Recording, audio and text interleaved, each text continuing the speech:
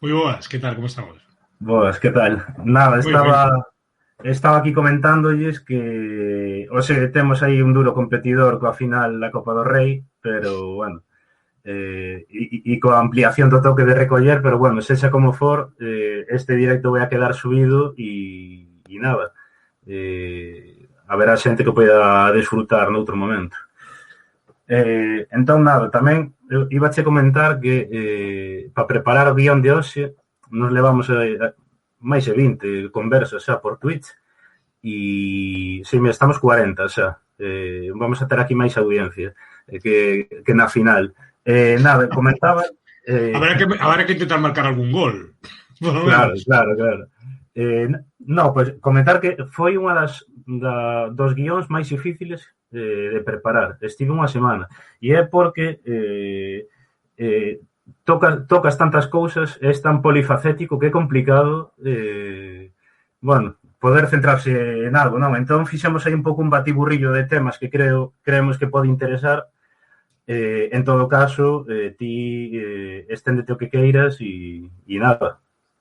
Sí, como xa te dixen antes, eu son un perigo estendéndome, así que non te, non te cortes nada en cambiar tema, preguntar o que queiras, modificar sen problema ningún, porque eu teño a tendencia a entusiasmarme en xeral, así que encantado de tocar todos os paus que queirades tocar. Perfecto. Moi boas, Marlaquei. Nada, dade aí difusión a ver se entra máis xente. Nada, bueno, ti corríxeme se me equivoco agora, pero Manuel Gago é xornalista, escritor, profesor na USC, dirixe o portal culturagalega.org e tamén é un dos creadores a web patrimoniogalego.org, non? Sí, sí. Si podes ampliar un pouco máis o teu currículum ou é un pouco Sí, así bueno, máis ou menos... básicamente, quero dicir, por tampouco estenderse moito, eso, son xornalista, ese é o meu traballo principal. Son profesor na Facultade de Ciencias da Comunicación na Universidade de Santiago de Compostela, onde eu clase en cuarto en temas vinculados á tecnoloxía e comunicación digital. E aparte, digamos que supoño que a xente me coñece sobre todo por dous ámbitos, que son un o que é a divulgación cultural, dentro da divulgación cultural o que é a divulgación histórica, e incluso se vamos un pouco máis ao fondo a divulgación arqueolóxica en gran medida, pero non só arqueolóxica tamén. Hai xente que me coñece por outro tipo de divulgación, por exemplo, gastronómica ou de viaxes, tamén fago cousas así.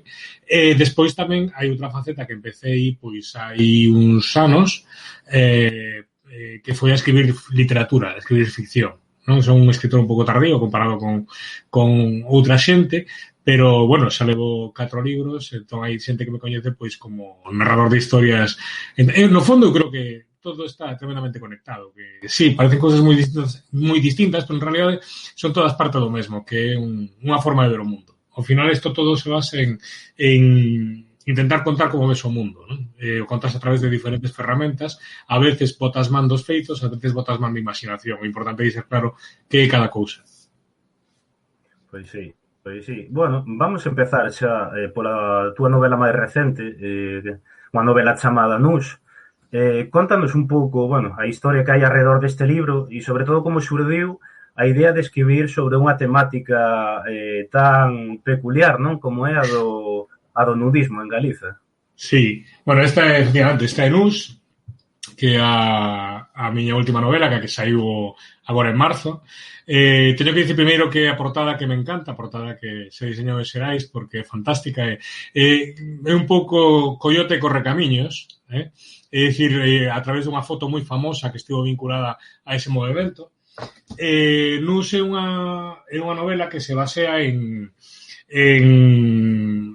nunha idea, é dicir, un personaxe que se chama Toño Figueroa, que, digamos, é un pijo, é dicir, é un rapaz de boa familia, dunha familia aristocrática, é dicir, que teñen pazos, que enroncaron ca burguesía coruñesa, son médicos, e de alguma forma é unha historia contada desde o noso tempo, é dicir, el recorda, ten como dúas vidas, a vida que viviu antes de comprometerse e a vida que viviu despois de comprometerse, pero hai un problema con eso, é dicir, comprometerse me refiro a volverse monógamo, vivir cunha parella e a partir de aí facerse funcionario, a partir de aí tira pa diante hasta hoxe en día que está a punto de xubilarse, non? Entón, el ten un problema ou ten unha característica como persoa con unha especie de Diógenes emocional. Sabedes que Diógenes era ese filósofo grego que tendía a acumular cousas, non? É dicir, utilizamos hoxe en día o síndrome de Diógenes para esas persoas que non tiran nada, que teñen a casa chea de todo tipo de materiais. Bueno, pois iso pasalle a él emocionalmente. É dicir, non é capaz de esquecer a ninguna das mulleres as que amou. De alguna forma, todas viven nel, están presentes na súa memoria, e leva como unha vida paralela. É dicir, no presente. Leva a vida de persoa acomodada, normal, un tipo con bastantes cartos, que leva unha vida moi tranquila, e despois leva unha segunda vida que se basea na súa memoria. Nas cousas que lle sucederon hasta que se emparellou. En todas as paellas que tivo, en todos os vaivens emocionais e sentimentais. Entón, isto é unha historia que me conta como unha persoa que non era unha persoa especialmente comprometida políticamente nin socialmente, ainda que lle gustaba estar na pomada, lle gustaba moito o ambientillo o ambientillo efervescente que existía a principios da Galicia dos anos 80, non? Que era unha Galicia na que, de alguna forma, todo estaba por se facer. A mí me fascina ese momento. Teño feito algunhas novelas outra novela sobre esa época, a principios dos anos 80, porque unha Galicia que, por un lado, era unha Galicia moi tradicional e, por outro lado, unha Galicia moi innovadora, no que se estaba de alguna forma fraguando o mundo que temos hoxe, a Galicia que temos hoxe. Entón, el lle gusta estar na pomada, pero sempre fai para non sair na foto. ¿No? É dicir, lle gusta estar, pero non lle gusta participar. Entón, é unha historia alrededor de como alguén que non ten un especial compromiso acaba metido hasta as cachas, prácticamente literalmente, digamos, nun movimento que é un movimento nudista. Non? O nudismo en Galicia non existe, non empezou neste momento, no ano 83. É dicir, de feito, por fontes que preguntei e por a investigación que fixe para a novela, para a documentación, aquí xa había nudistas en época de Franco. Non, digamos, non o mellor en Samil, a ver se me explico. É dicir, pero sí en praias remotas había xente, sobre todo de fora, pois os típicos alemáns que a furgoneta Volkswagen que viñan en pouco en plan hippie e facían nudismo lonxe das casas, etc.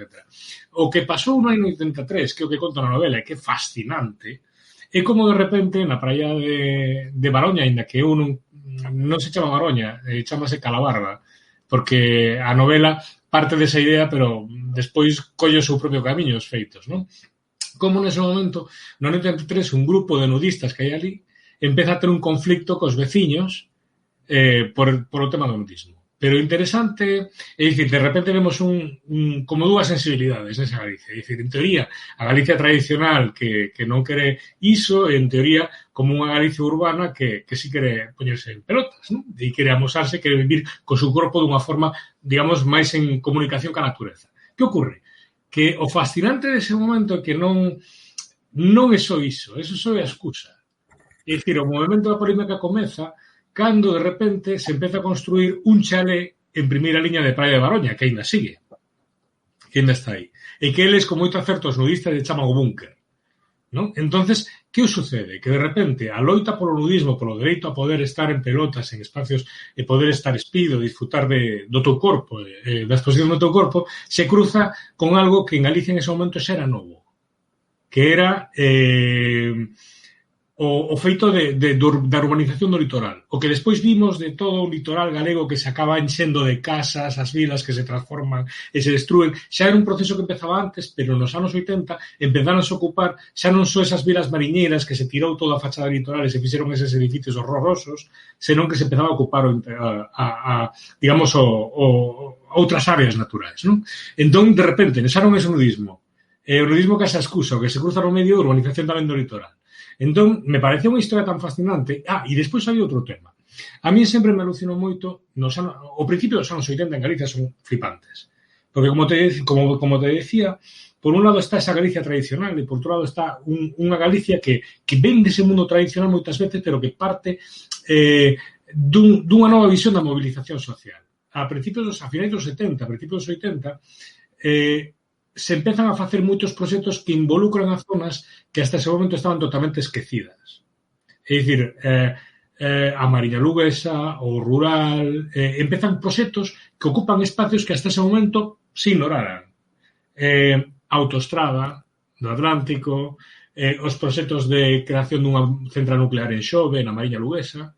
De repente empezan a hacer unha nova conciencia. No ano 82 sucede un fenómeno maravilloso que é a loita galega contra os verquidos nucleares no Atlántico, na fosa atlántica.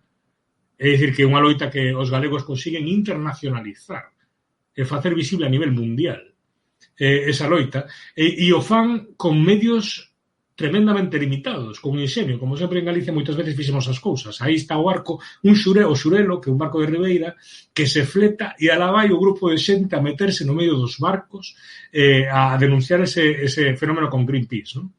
E consiguen deter os verquidos. É dicir, consiguen que o goberno británico, consiguen que os sindicatos ingleses les apoyen e consiguen deter os verquidos no Atlántico. Os verquidos nucleares, é dicir, que era un problema non só para Galicia, para toda a humanidade.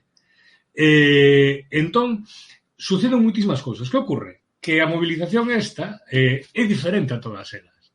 Porque é unha movilización que a fai xente que non estaba metido noutras cuestións políticas e que, ademais, hai un líder aí, que é Miguel Cancio, que ainda sigue por aí e que me axudou a documentar a historia, que ven de Francia.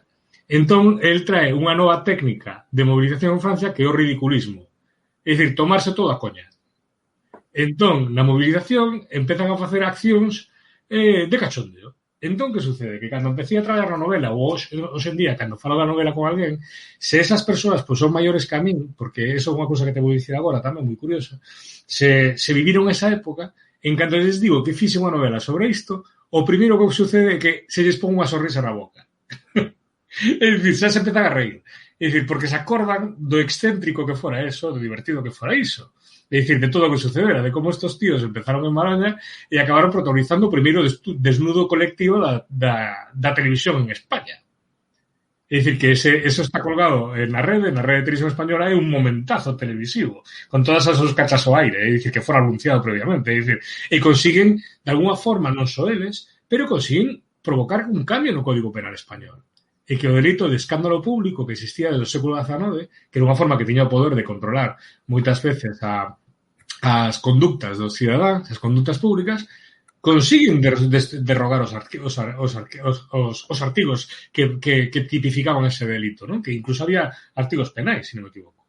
Entón, me flipou o tema de como esta xente plantexou todo isto. E iso é o que quería contar na novela. Cruzar a vida persoal deste rapaz de Toño Figueroa e a súa trayectoria emocional con que de repente este señor que nunca se metía en nada acaba implicado hasta o fondo nunha loita que non tiña nada que ver co resto das loitas que se levaban en Galicia, que eran todas como super graves, co puño alto, todo moi dramático. Isto era outra cousa, totalmente distinta. E acaba implicado nesa loita. E quería facer unha novela pois moi divertida, que se basase un pouco en todas estas aventuras, pero que tamén fose unha reflexión sobre onde estaban os homes nese momento. Nun momento no que a sociedade galega estaba cambiando e que o propio papel dos homes estaba redefinindo, as mulleres estaban cobrando outra conciencia e os homes tiñan que de alguma forma redescubrir o seu corpo, como o amor, como era a súa relación coas súas parellas e quería contar tamén esa historia. Vaya rollo que te acabo de montar. No, é moi, a verdad que é moi interesante. Eu lin algo, temos, sobre todo a raíz de ter metido unha publicación nas nosas redes sociais sobre este tema, empecé a investigar máis e alucinei porque, aparte, non era unha... Quer dizer, había moita trama política por detrás, non? O sea, iba moitísimo máis alá dunhas persoas que querían estar en cirolas na praia. Sí. Non? Mira, por exemplo, un detalle é dicir, cando no proceso de documentación falaba con Miguel Cancio, non? Miguel me decía que cando fixeron unha especie de manifesto. Entón, no manifesto, asinoulles o manifesto a favor do nudismo Gonzalo Torrente Ballester. Asinoulles o manifesto Domingo García Sabel. É dicir, señores, quero dicir, a ver, que eran, bueno, pues, os señores conservadores, así, xente un pouco conservadora, non? Entón, se dixen, pero, e como conseguiches que esta xente asinase o manifesto a favor do nudismo? E di, que daquela todo o mundo quería ser moderno. Que era moi interesante. Ten en conta que era unha Galicia que estaba cambiando. Entonces, de repente, o nudismo se plantexou como algo que era un sino dos novos tempos. E como reaccionabas ante eso? Por exemplo, había unha anécdota moi curiosa que eles querían liar o cura de Baroña, que era en teoría o activista, o señor que estaba, digamos, empurrando para as movilizacións dos veciños, ainda que a cousa non era exactamente así, pero eles querían liar o cura de Baroña para ir a un debate público, ¿no? Entonces o cura lle dixo que non podía, que tiña que pedir permiso ao arzobispo, que daquela era Rouco Varela. Entón Rouco Varela, fíxate como a presión que había por ser modernos en esa época, que Rouco Varela lle dixo, mandou unha carta que hizo, mandoulles unha carta a eles dicindo que se le autoriza al cura de Baroña ir al debate, pero no se le recomienda. Es decir, ni siquiera eles querían quedar de carcas, ¿no? De carcas. Y entón, bueno, y despois hai un tema aí con eso, que era, como te digo, estaba todo cambiando. Entón, eu son da Pobra do Caramiñal, que é unha vila que queda, pois, a uns 12 kilómetros de Baroña, quedanos a uns, en coche, pois, non sei, menos de 20 minutos, ou así. Entón, outro día estaba lendo unha entrevista que lle fixeron a un escritor catalán, Kiko Amat, que sacou agora unha novela fantástica que se chama Revancha. E Kiko Amat falaba, nesa novela aparecen os skinheads, non? Dos anos 90. Entón, el falaba de que para os skinheads eran folclore. É dicir, eran as súas lendas, a súa mitoloxía. É dicir, cando ele era pequeno, os contos que lle contaban eran de skinheads. No? Bueno, pois eu, cando suceden os feitos de Baroña no ano 83, pois eu no ano 83 teño 7, 8 anos. E a mí me contan contos de difuntos, na Pobra do Caramiñal, en Palmeira, había moitas historias de fantasmas de difuntos, e me contan contos de nudistas. Son tamén parte da miña mitoloxía persoal, é dicir, porque daquela todo iso era un debate.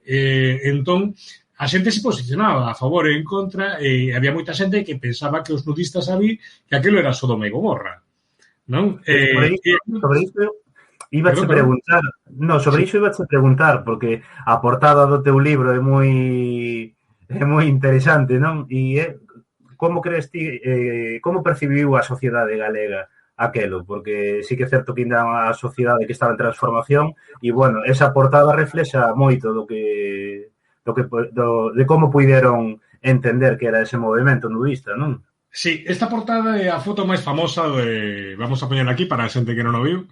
É a foto máis famosa que, digamos, dese momento, a foto, si vedes a portada, vedes aquí a un grupo de nudistas correndo, a foto é maravillosa. Hai algún que está mirando para atrás, como asustado, e está mirando para esta señora que vai aquí, que leva un pano á cabeza, e que leva un pau e que parece que lles vai bater no lombo a todos, non? Bueno, esa é unha foto que deu a volta ao mundo. Apareceu en xornais de todo o mundo, sería a típica foto incluso casi de Pulitzer, vale? Pero é unha foto que ten un secreto, que non podes ver aquí, está na novela. Nesta foto hai un secreto maravilloso que de alguma forma nos conta moito como somos nós. Pero non o vou dicir máis. O caso é... Hai que comprala. A comprala ou coller na biblioteca ou que se queira. Pero hai un secreto nesta foto. Eu quedei alucinado cando me enterei disto. Pero un exemplo, ese secreto define todo. O caso é que efectivamente había xente, algunha xente. Mira, a sociedade galega é moi complexa. É moi diversa. Hai sociedade vilega, hai sociedade rural, hai sociedade urbana. Moitas veces se intentou construir a idea de que o mundo rural que era como moi conservador socialmente. Eso non é certo. É dicir, o mundo rural non é especialmente conservador no que ten que ver ca sexualidade, no que ten que ver con ese tipo de formas. Nunca foi. De feito, moitas veces o mundo rural a veces é moito máis liberal que o mundo urbano en este tipo de cousas. É dicir, tiña unha moral sexual moito máis aberta que a veces nas cidades ou nas vilas. O que sucedía aquí era que había un problema, é dicir, que era, a mí me parece moi interesante que o feito de que de repente o poñer o foco sobre o tema da urbanización dese litoral nos nudistas, toda esta xente era xente que tiña propiedades e que de repente tiñan medo de que algo que estaba empezando a emerxer, el ser importante, e que aquelas leiras que non valían nada, de repente podían cambiar a súa vida. Claro. Entonces, por detrás, polo fondo, e isto é o que me parecía fascinante, de que moita xente ve esta foto, ¿no?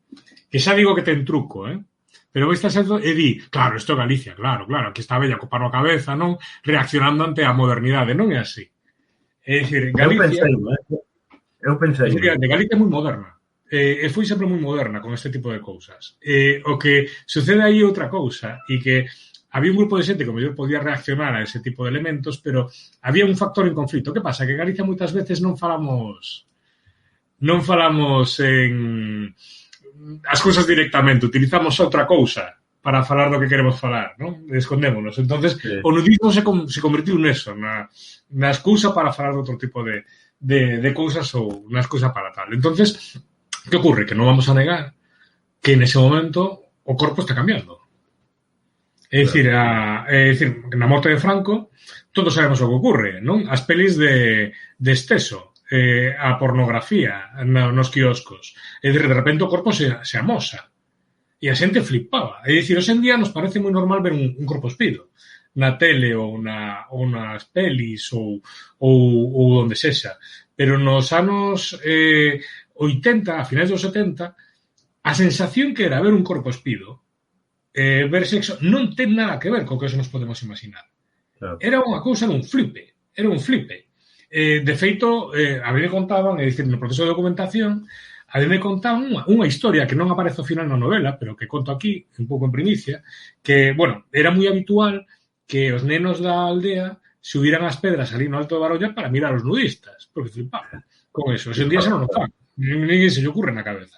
Pero había outra cousa que era increíble, que eran os repartidores de bebidas. Resulta que na estrada que estaba por Alto de Baroña, os repartidores todos de bebida da comarca pasaban por ali, aparcaban ali e iban a ver, é dicir, cando tú chegas a Baroña había o camión de Estrella Galicia, o camión de non sei que, estaban todos os camións de reparto de bebidas, porque iban todos os repartidores, paraban a botar unha visual ao tema dos nudistas. É dicir, flipaban con eso. É dicir, era algo que les parecía perverso, que les atraía, é dicir, era un mundo co corpo diferente. Entón me interesaba moito ver ese mundo no que o corpo está cambiando tanto. E dicir, e a mesma sensación é dicir que les pasaba a moitos deles, non? Que a primeira vez que se puñan en pelotas. Se puñan en pelotas a primeira vez e dicía, xa está, era isto. Claro. Pois era isto. Non era para tanto. Era isto. É dicir, simplemente. E aquí estamos todos en pelotas, e xa está. E non teño unha erección. Isto aquí non teño unha erección. E a xente é normal. É dicir, pero esas sorpresas me interesa moito todo eso, me interesa moito todos os tabús que as sociedades se fan. Eu eso descubrí nunha vez, a primeira vez que fui a Ámsterdam. Xa cando estaban legalizadas as drogas en Ámsterdam, non? E me acordo que a primeira noite que chegamos, por suposto fomos a un coffee shop a ver que era eso do coffee shop, e me acordo que estábamos no coffee shop e chegou unha parella, así como de mediana idade, super ben vestidos, que debían vir do teatro, dunha cea ou algo así, e pasaron polo coffee shop a collerse un porro para irse seguramente a casa a tomarse algo. Na casa, tranquilamente.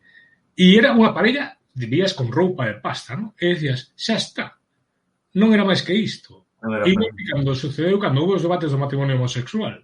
É dicir, non sei se nos acordamos os debates tremendos que houbera sobre eso, parecía que o mundo se iba a acabar. Se aprobou a lei, xa está. Seguiu exactamente igual. Que o que pasa con todos os tabús culturais que teñen que ver co corpo, co sexo, coas drogas e con todo este tipo de cuestións. Bueno, e antes de mudar de tema, eu non sei se a raíz de todo este proceso de investigación, non sei se nos poderías contar algunha anécdota curiosa, graciosa que descubriras, non? A raíz eso, de precisamente o teu proceso de investigación para este libro. Bueno, que os libros, eu sempre digo que os libros se empezan a escribir desde o momento no que naces. É dicir, porque de alguma forma moito do sermo dos libros está na tua memoria, en recordos que vas tendo, non? Unha cousa interesante, entonces, pero despois sí que hai certo que hai un proceso de documentación que é casi como unha aventura tamén. É dicir, no que vas un pouco buscando referencias, en no que vas buscando todo tipo de encontros. Entonces, por exemplo, unha das cousas interesantes que había aquí no libro era, por exemplo, unha cousa que me pareceu moi interesante, entre outras moitas era, por exemplo, a figura do príncipe Galín, que hoxe en día está moi descoñecido, pero que eu cheguei a coñecer, que era un personaxe que había en Compostela, que ele era de Ferrol, aquí no libro lle chamo Marqués de Bradomín, porque ademais eu me acordo que era moi vallicanesco, que era un tipo totalmente excéntrico, que se dedicaba a reventar asambleas políticas na Universidade de Santiago. Entón era un home que iba vestido con unha capa embozado, que levaba unha guitarra, e ali onde chegaba, onde vi un problema, empezaba a cantar. Entón, era unha discusión enorme. Eu que sei, sobre a OTAN, e chegaba ali, empezaba a cantar, aligraos, hombre, aligraos. E foi un home que vivira o 68 francés. Estivo en maio do 68 en Francia, en París. Viña tamén un pouco deste mundo. Entón, durante todo o proceso de documentación da novela, fui coñecendo moitas historias e moitas aventuras deste personaxe, do Príncipe Galín, que me resultaron, pois tremendamente divertidas. Hai unha categoría de personaxes en Galicia moi habitual, Cunqueiro foi capaz de representarlos moi ben, que son estes personaxes excéntricos, que ao final acaban metidos polo medio da nosa vida e que dan como un inmenso color ao mundo no que vivimos, non? E nos que sempre hubo esa mezcla de tolerancia, de respeto e de pitorreo, non? Entonces o Príncipe Galín era unha destas figuras, e fíxate, ao final este señor acabou compoñendo o himno da Comunidade de Madrid. E acabou participando, este señor acabou participando no 11M, cantando.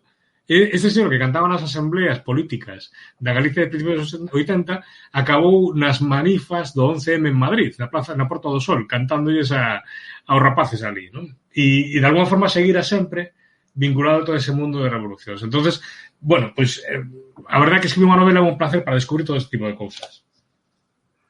A verdad, eu non sei que opina a xente, pero nótase que disfrutas, non, co tema, que é un tema que te apasiona, e a verdad que transmites, bueno, primeiro que transmites ganas de comprar o libro xa e lelo, non? Pero que ademais sí que é certo que aparentemente pode ser un tema que digas, o nudismo, e que hai que falar do nudismo, pero logo cando empezas a investigar un pouco máis, ves que hai tantas cousas, tantos elementos aí, bueno, que a priori non és consciente que bueno, eu a verdade eu recomendo comprar o libro, eu farei na verdade e bueno, non sei xa para rematar este tema como está sendo a acollida, si está xerando expectativa na xente. Sí, por agora estou moi contento. É dicir, o libro se está vendendo moi ben, polo que me contan nas librarías. A crítica tamén o está collendo moi ben. Na táboa dos libros, que é unha especie de baremo que fan os 5 críticos literarios todos os meses, foi escollido o mellor libro do mes de marzo. E despois me está gustando moito, está me gustando moito unha cousa. Quero dicir que os críticos te escollan ou non, pois é algo que agradeces, pero que o que mola máis é os lectores, non? E o que che van contando os lectores. E dos lectores é moi divertido, porque este é un libro que no que hai moito sexo. Entón, na literatura galega non hai demasiado sexo. É dicir, nas obras. E nas miñas non había demasiado sexo. Entón, o que está resultando, por exemplo, outro día me chegou un WhatsApp dun lector que me di: joder, estou camiñando aí no hospital e non se me ocorreu traer mellor libro que este. Porque estaba lendo e llegaba un pouco como de reparo onde estaba. E hai unha cousa moi chula, que Toño Figueroa, pois é un crápula, é un protagonista, é un crápula, é un vividor, é un tipo que sabe vivir ben, pero ao mesmo tempo é un pouco como quería explorar moito o que todos temos de Toño, non? Entón, unha cousa que me está gustando moito, que me din os lectores, é que teñen un certo sentimento, como che diría, de empatía culpable con todo. É dicir, todos nos sentimos un pouco crápulas, é dicir, e se solidarizan un pouco co que lle pasa a este rapaz, non? Ou se sienten bastante próximos a él, a pesar de non identificarse con él. Entón, a mí me gusta moito eso, non me gustan as historias de bos e malos. É dicir, as historias de bons e malos están ben, non sei para qué, pero creo que a literatura nos permite ver matices e ver un mundo máis complexo, non? E estou moi contento porque a xente, ti cando lanzas un libro, Borja, non sabes o que vai acontecer nunca. Ti podes decir, fixen un bo libro, aquí está, se non o fixeras non o entregarías, porque tampouco ninguén che manda, eres ti quen te metes nese fregado. Pero nunca sabes como vai reaccionar a xente, nunca sabes como vai entender, como vai ler. E cando un libro máis no que hai sexo, hai moitas relacións de emocionais, etcétera, etcétera, hai algunhas escenas duras, moi duras, hai outras de risa, pero que mellor ti non sabes se van a funcionar como humor. Nunca sabes o que vai ocurrir. Estou moi contento porque a xente me está devolvendo cousas que algunhas esperaba eu guardar e outras que cando eres escritor non eres consciente que les son capaces de ver. E estou nese momento moi bonito no que estou de repente, no que o libro xa non é teu. Aquí está o meu nome, pero o libro xa non é meu. O libro xa é das persoas que o leen. A lectura que lle dan. Entón, ese é o momento bonito no que está en este momento. Bueno, pois, eso, recomendar que o merquedes e, bueno, xa nos contaredes logo que vos parece, non? E, bueno, xa mudando radicalmente de tema, pero pasando a outro libro teu que se chama, se non me equivoco, O sangue das fantasmas. Sí. Bueno, neste libro ti fala sobre, bueno, a identidade que hai alrededor das fantasmas nos pazos galegos. E en resumo, bueno, un pouco tamén nas grandes vivendas dos ricos da época. Fálanos un pouquiño, bueno, disto e por que esta temática en concreto. Sí. Bueno, é unha historia para min fascinante. Me interesa moito a tradición oral e as lendas. É dicir, para min son unha especie como de pasaporte para comunicarnos co pasado. É dicir, o pasaporte que temos todas as persoas para comunicarnos co pasado, as lendas, a tradición oral, a memoria. Entonces, me interesa moito como a memoria conta sobre nós e o que somos os galegos. Entón, esta é unha historia que me din conta en Escocia e así o conto no libro. Unha vez que estaba en Escocia, estaba nunha reunión profesional e acabei a reunión, que era un coñazo, e me fui a relaxar en un hotel, era un castelo, estaba nun castelo, e me fui a relaxar ao spa que tiña o castelo, que tiña unha piscina e tal. Entonces ali me estuveron falando, conocí unhas rapazas que me falaron de que reservaran a habitación que tiña un fantasma. E dicen, como que a habitación que tiña un fantasma? Sí, porque aquí no castelo este hai 3 ou 4 fantasmas, entón ao fantasma tal aparece na habitación 212, etcétera, etcétera, non? E de repente me di conta, efectivamente, de que en Escocia é moi típico o tema das fantasmas nos grandes castelos, nas grandes mansións escocesas, non? E dixen de repente, Escocia se parece moito a Galicia en moitas cousas. E de repente dixen eu, e como non sei eu ninguna historia de fantasmas dun pazo galego? Parece un pouco raro. Dixen, pero si os pazos alá son así un pouco como aquí, estas grandes moles enclavadas no medio rural, con estas familias de sempre e tal. É o mesmo conto, é un conto moi parecido. É dicir, como non sei ninguna historia de fantasmas? Sei tantas historias de difuntos, porque, como che dicía antes, iso é unha cultura mariñeira. Entón, na cultura mariñeira, os difuntos casi pouco máis que se sentan ao lado de nós na cociña a comer. É dicir, estamos insertos en historias de Santa Compaña, de aparecidos, de avisos, de todo este tipo de cousas. Entón, me quedei pensando a que se podía deber e empecé a investigar. Dixen, ten que haber historias. Seguro que ten que haber historias de fantasmas en pazos. E empecé a investigar. Empecé a preguntar ás familias, que non quedan moitas, as familias que ainda teñen pazos, a xente que coñecía, e comezaron a aparecer. Eran fantasmas de reglamento, o sea, de manual. Eran fantasmas que, por exemplo, a típica señora que sempre se aparecía ao lado dunha ventana e que estaba cosendo, que sempre dicía unha palabra, que sempre se manifestaba dunha forma determinada. Eran como os fantasmas ingleses, os escoceses, exactamente iguais. É dicir, ao mellor nos faltaban algúns decapitados, pero polo demais eran o tipo mismo de fantasma. Que acontecía? Por resumir moito a historia. Por que non sabíamos esas historias? Porque cando se construe no século XIX a identidade escocesa, empezaron a construir a identidade a partir da literatura e esas historias góticas dos castelos encantados, etcétera, etcétera, ¿no? Entonces, non se construiu a partir dos paisanos, se construiu a partir deses castelos aristócratas, das historias sangrientas de familias, asasinatos, decapitacións, todo este mundo, ¿no? Na literatura gótica. Pero que aconteceu? E se construiu por parte de escritores que non eran dese mundo, que viñan do mundo da clase media, dos burgueses, das cidades. Que aconteceu en Galicia? Cando ese proceso se sucedeu, igual que en Escocia, cando se empezou a construir a identidade dese país, aquí en Galicia, esa identidade fixeron a xente dos pazos, en gran medida. Otero Pedraño tiña pazos, Losada Vieguez tiña pazo, Cunqueiro era de familia de pazos, aínda que non tiña. Bueno, é dicir, todo o século XX foi construído por fidalgos, a identidade galega clásica. E que fixeron os fidalgos?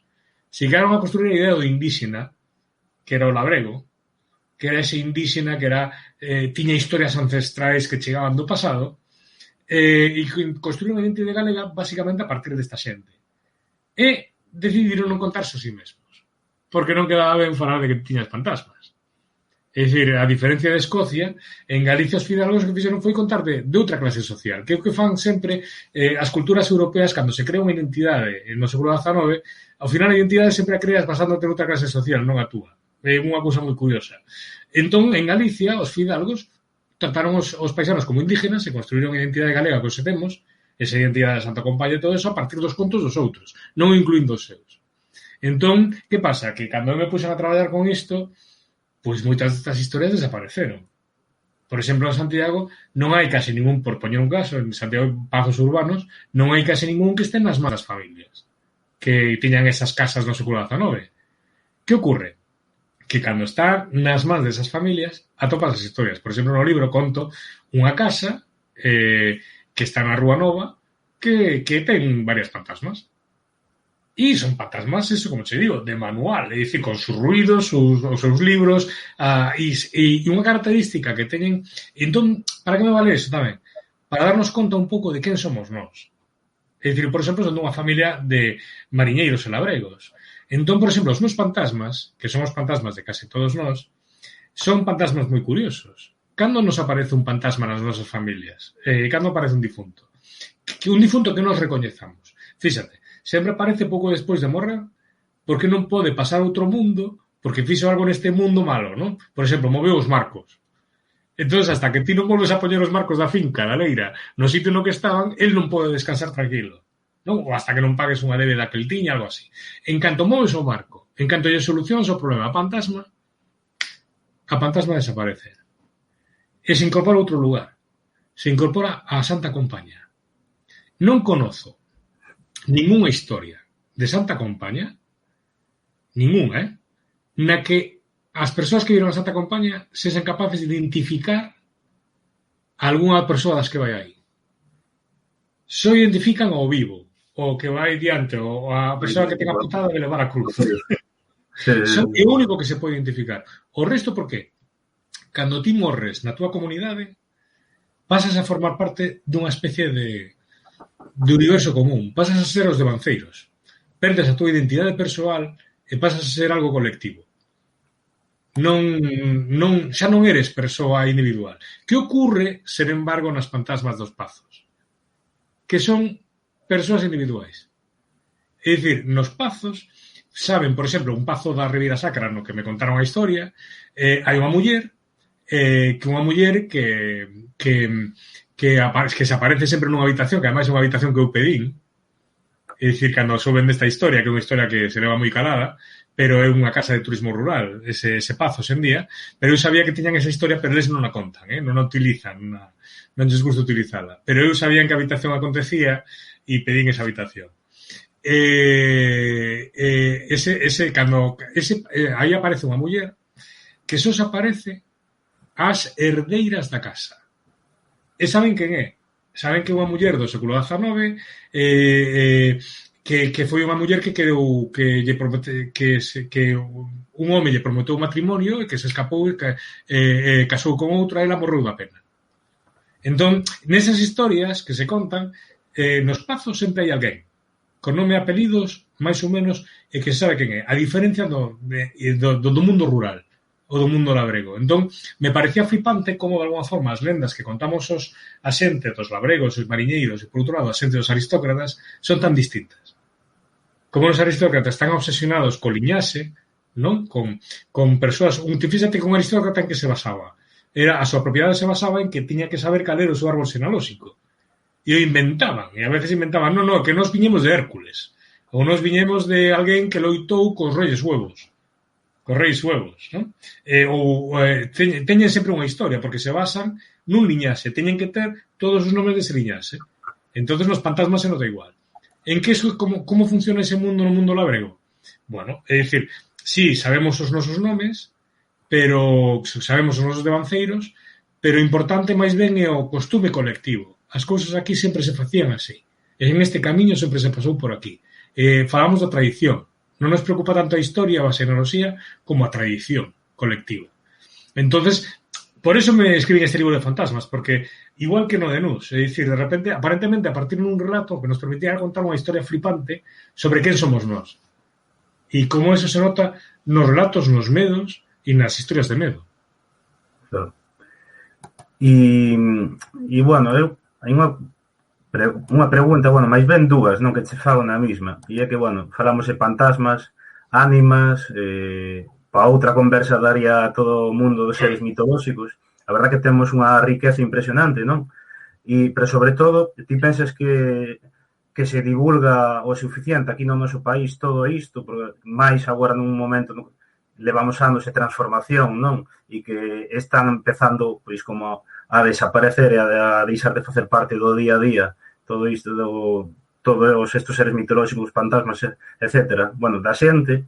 E, sobre todo, a pregunta é que importancia ten o relato oral para a súa preservación ao longo da historia, porque bueno, sí que é certo que si chegou a hoxe gracias a que a xente o conservou, foi no comunicando de pais a fillos, etc., non?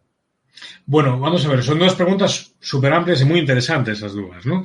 En relación á primeira, hai que ter en conta que Galicia ten algo increíble. Mira, eu teño viaxado moito por os países atlánticos, por Irlanda, por Escocia, por as Illas Británicas en xeral, pola Bretaña francesa, que teñen todos construído un pouco esa imaxe de si mesmos, de tamén ese mismo tipo de lendas e todo eso. Bueno, todo eso está desaparecido neses países. Só se sabe algo en Irlanda, nalgúnha aldea de Escocia. Todo eso foi recollido no século XIX, principios do XX,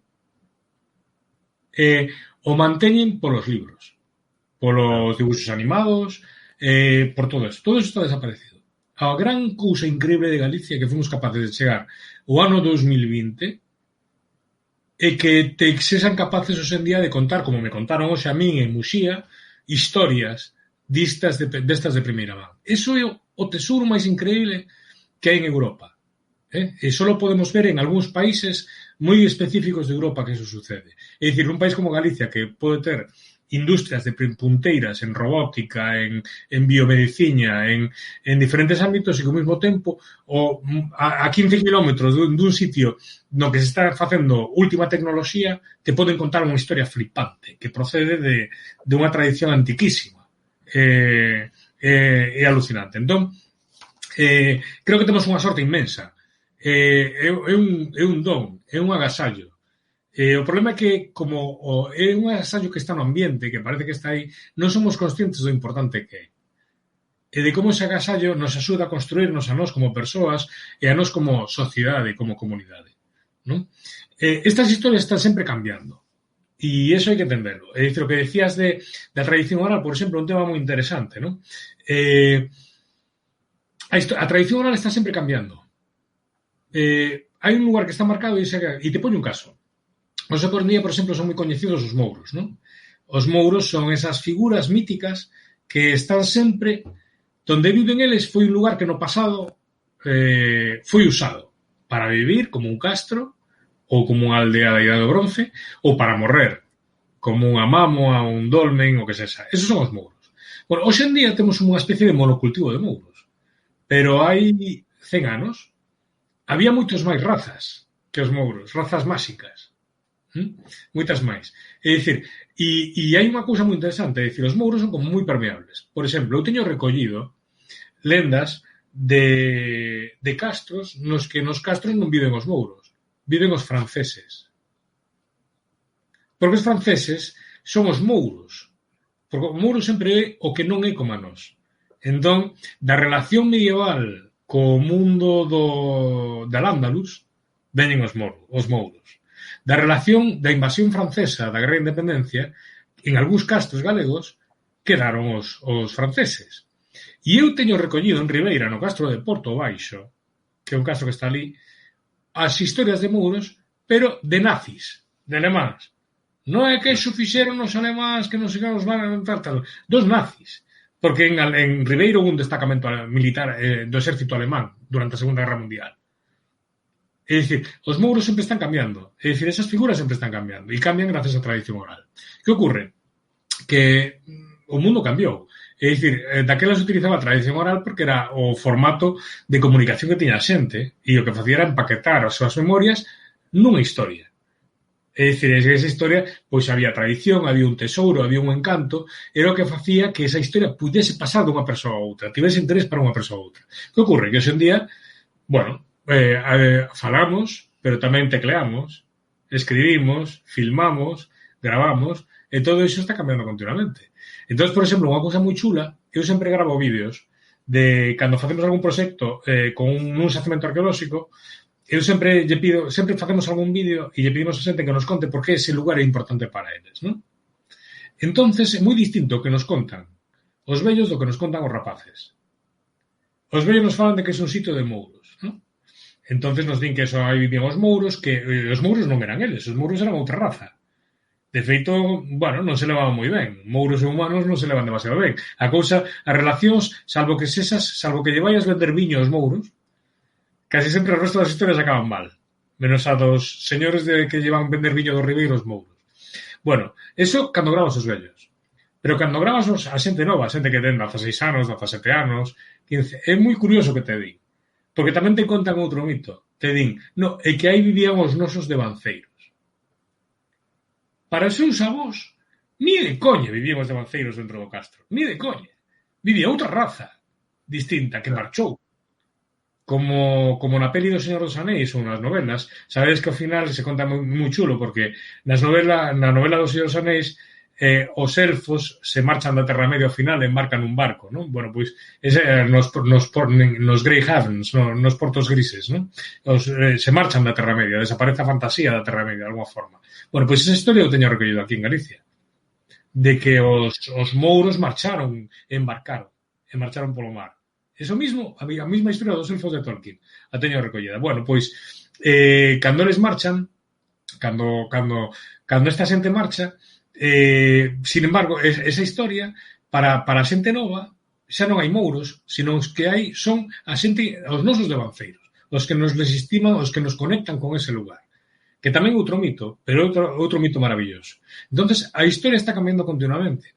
E o interesante é como hoxe en día podemos intentar contala. Por eso, fíxate que eu penso que non está o que ti preguntabas. Eu creo que toda o noso enorme riqueza de tradición oral só está aproveitada moi parcialmente. É dicir, se recolleu moito, saliron libros, ahora saliu un libro chulísimo de Juancho, por exemplo, que recolle... pero durante moito tempo só se recolleron determinadas historias. E unha cousa que nos atopamos moito é que hai moita máis tradición oral que está sin recoller, con historias increíbles, inéditas. Pero moitas veces porque cando ti vas a preguntarlle a unha casa, a un señor ou unha señora, unha historia, ti xa levas da cabeza que o que queres saber. E a veces non te das conta de que hai outra historia agachada aí e eles non che van a dar, se ti non preguntas. Tens que invertir moito tempo, é algo maravilloso. É dicir, se ti preguntas polos mouros, eles che van falar polos mouros. Pero a mellor resulta que a mellor nese caso hai unha historia de xigantes. E non che van a contar, porque debes de preguntarches por ela. Entón, cando vas a recoller tradición oral, é sobre todo un traballo casi de que tes que abrir a tua cabeza o teu corazón, porque vai suceder algo aí e a veces a historia non está onde ti estás buscando, está en outro lugar. Por eso, por exemplo, a maior parte da recollida de tradición oral durante moitísimo tempo a fixeron homes. E preguntaban por cousas que lle interesaban aos homes. E hai moitas historias vinculadas á cultura das mulleres da sociedade tradicional que non foron recollidas. E só agora, por exemplo, hai un grupo de antropólogas novas que empezan a facer esas preguntas e aparece unha cantidad de cousas increíbles que teñen que ver ca cultura femenina na sociedade tradicional, que hasta agora nunca se recolleran, porque non se fixeran as preguntas. E agora hai moitas rapazas que se empezan a facer as preguntas. E van e recollen información increíble sobre curación, sobre crenzas, tamén en seres dos que non se falaba moito, sobre prácticas vinculadas aos nenos, bueno, unhas cousas increíbles. E sucede porque faz as preguntas. Entón, eu sempre intento difundir moito a tradición oral para animar a xente a que faga as preguntas. Só te digo unha cousa máis. Por exemplo, eu pertenzo a un grupo de investigación que se chama Roman Army, que investigamos a presencia do exército militar, do exército romano no noroeste da península, en Galicia, Asturias, León, norte de Portugal. Estamos descubrindo os trazos da conquista romana hai 2000 anos. Estamos sendo capaces de localizar os campamentos.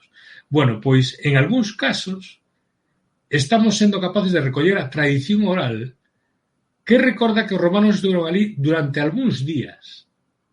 Porque esos campamentos que nos localizamos son campamentos de campaña. Son campamentos de acampar, dormir e seguir. O acampar, quedar 3 días e seguir. Pois estamos recollendo tradición oral. E esa tradición oral hasta agora non estaba recollida. Porque ninguén preguntara sobre eses lugares. Así que te imagínate todo o que hai que a veces, por o noso propio marco mental, nos vamos a perder.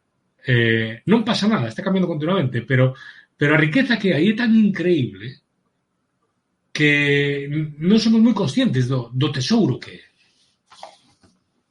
Claro, sí. E sí que era, por unha parte, é moi, e xa así como conclusión para pasar a outro tema, é moi interesante poder documentar todo iso e recollelo en libros, pero sin dúbida, a parte comentabas no chat, poder seguir divulgando e que siga pasando dunhas persoas a outras, non? Porque logo tamén corre o perigo de que todo isto fique en libros e morra aí. Claro, aí o tema é como conseguir que hoxe en día que eso pase, non? Porque a xente xa non se senta ao redor dunha lareira, non? A contar as cousas.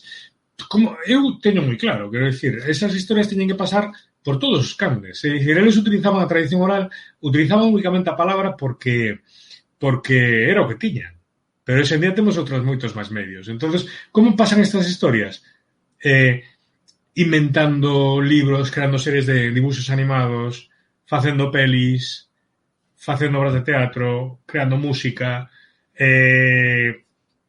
facendo proxectos de recuperación no rural, facendo miles de cousas diferentes. En fin, como é a nosa cultura, a nosa sociedade hoxe en día. E eso será o que faga que transmitan e que se sigan sucedendo. É dicir, o que non podemos telos nunha probeta. E ademais van ir cambiando. Ti mira, por exemplo, o que che dicía antes, a tradición oral está continuamente cambiando. Por eso non hai que ter medo a que ela cambie e que entren temas novos e que eso cambie, non? Eu, por exemplo, fui capaz de documentar, como che dicía antes, os mouros, a xente nas historias tradicionais a xente se leva mal cos mouros. Non? Sempre acaba mal a cousa. Os mouros sempre te poñen un problema ou ti non facías as cousas ben e non conseguías o tesouro ou o que fose. En algúns sitios fui capaz de documentar algo super raro e moi intrigante. En algúns lugares os mouros empezaban a levarse ben cos humanos nas historias, cos homes. Axudaban os homes. E me din conta un día de cal era o nexo común desas historias que de repente os mouros deixaban de ser un problema a axudar, a colaborar, a botarte unha man. Que eran historias da Guerra Civil. Por exemplo, en Socastro, en Rois, os mouros axudaban a xente cando viñan os soldados a requisar os alimentos que a xente tiña para leválos ao frente, a xente subía ao alto do castro e os mouros agachaban a xente no castro para que os soldados non atoparan. Nin a eles, nin as cabras, as vacas, os becerros, os porcos. Eso só fun capaz de documentalo en cousas da guerra. Ou, por exemplo, no Barbanza, no tempo da fame, dicir, na posguerra, que as familias de mariñeiros non tiñan nada que comer, me contaron a lenda de que os mouros abriron o monte para que aparecera ouro e a xente fora a collelo. E tivera que vivir. E ali subía a xente por un camiño increíble que vai entre as montañas a un lugar, a un río, no que hai pébedas de ouro. ¿No? Eso é flipante. Pero eso son todas, de repente, as historias de mouros estaban cambiando. Xa no último momento. É dicir, cando estaban vinculadas ca guerra civil con un feito traumático e cando a xente xa deixaba de ter esa sociedade tradicional de antes. Xa estaba cambiando de sociedade e cando esa sociedade estaba cambiando, cambiaban as historias que estaban vinculadas a ela. Co cual non hai que terlle medo a a pensar as historias novas, a crealas novas, a inventalas ou a transformalas, porque é parte da tradición oral. É dicir, con que este ben documentado o que temos, a partir de aí podemos inventarnos moitas cousas. E a veces lle temos medo a eso. Parece que queremos ser como moi puros.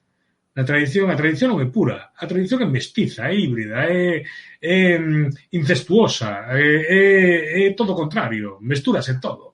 É dicir, entonces, hoxe en día, se queremos que siga vivindo esa tradición oral, o que temos que facer basicamente é usala. A usala como nos gustaría nos usala. Non como lle gustaría usar aos nosos avós, sino como nos queremos usala para que esas historias enganchen e lle flipen a xente como lle flipaban hai 100 anos. Hai un libro que é moi bonito, que fixo unha antropóloga francesa, bretona, que estuvo recollendo historias no século XX en Galicia, que o libro chamase Fala o Fistor e faise o día. O Fistor é unha palabra que xa desapareceu e que era o contacontos nas montañas orientais do Courel, dos Ancares. O Fistor. Entonces, o Fistor empezaba a falar e quedabas tan prendado das historias que contaba, desas historias de lendas e de contos, que se facía o día. Pasabas a noite escuitando.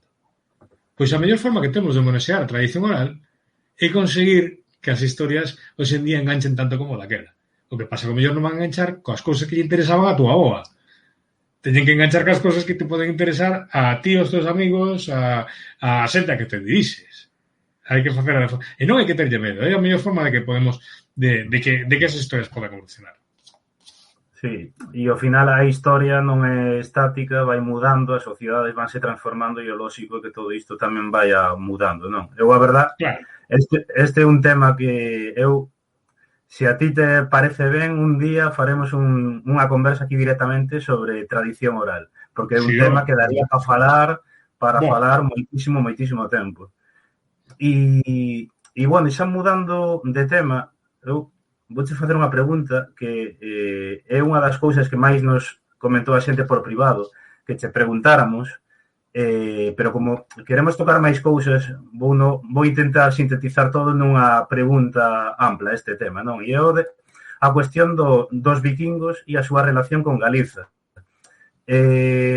Bueno, certo que en pleno 2021 non hai ainda unha información suficiente ou a xente non coñece toda a historia, toda a relación que houve entre os vikingos e a nosa terra. Saben que, bueno, que houve presencia, non? E se coñece aí por Catoira e todo iso, pero non se sabe moito máis.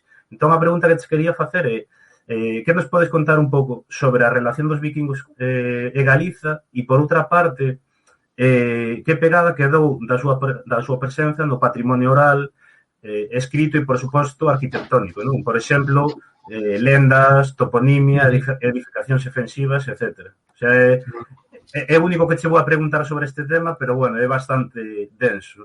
É bastante amplio. Vou intentar resumilo dunha forma un pouco accesible. Sobre o primeiro, non? Sobre a relación dos vikingos con Galicia. Bueno, pois, a relación dos vikingos con Galicia foi moi intensa. É dicir, durante un período de tempo que máis ou menos está entre o ano 844, que é o primeiro contacto documentado que temos, e máis ou menos hasta o século XI, hasta principios do século XI, que se producen as últimas incursións vikingas, pero xa como casi como cruzados, como normandos, vale? É dicir, cruzados que iban para a Terra Santa, xa cristianizados.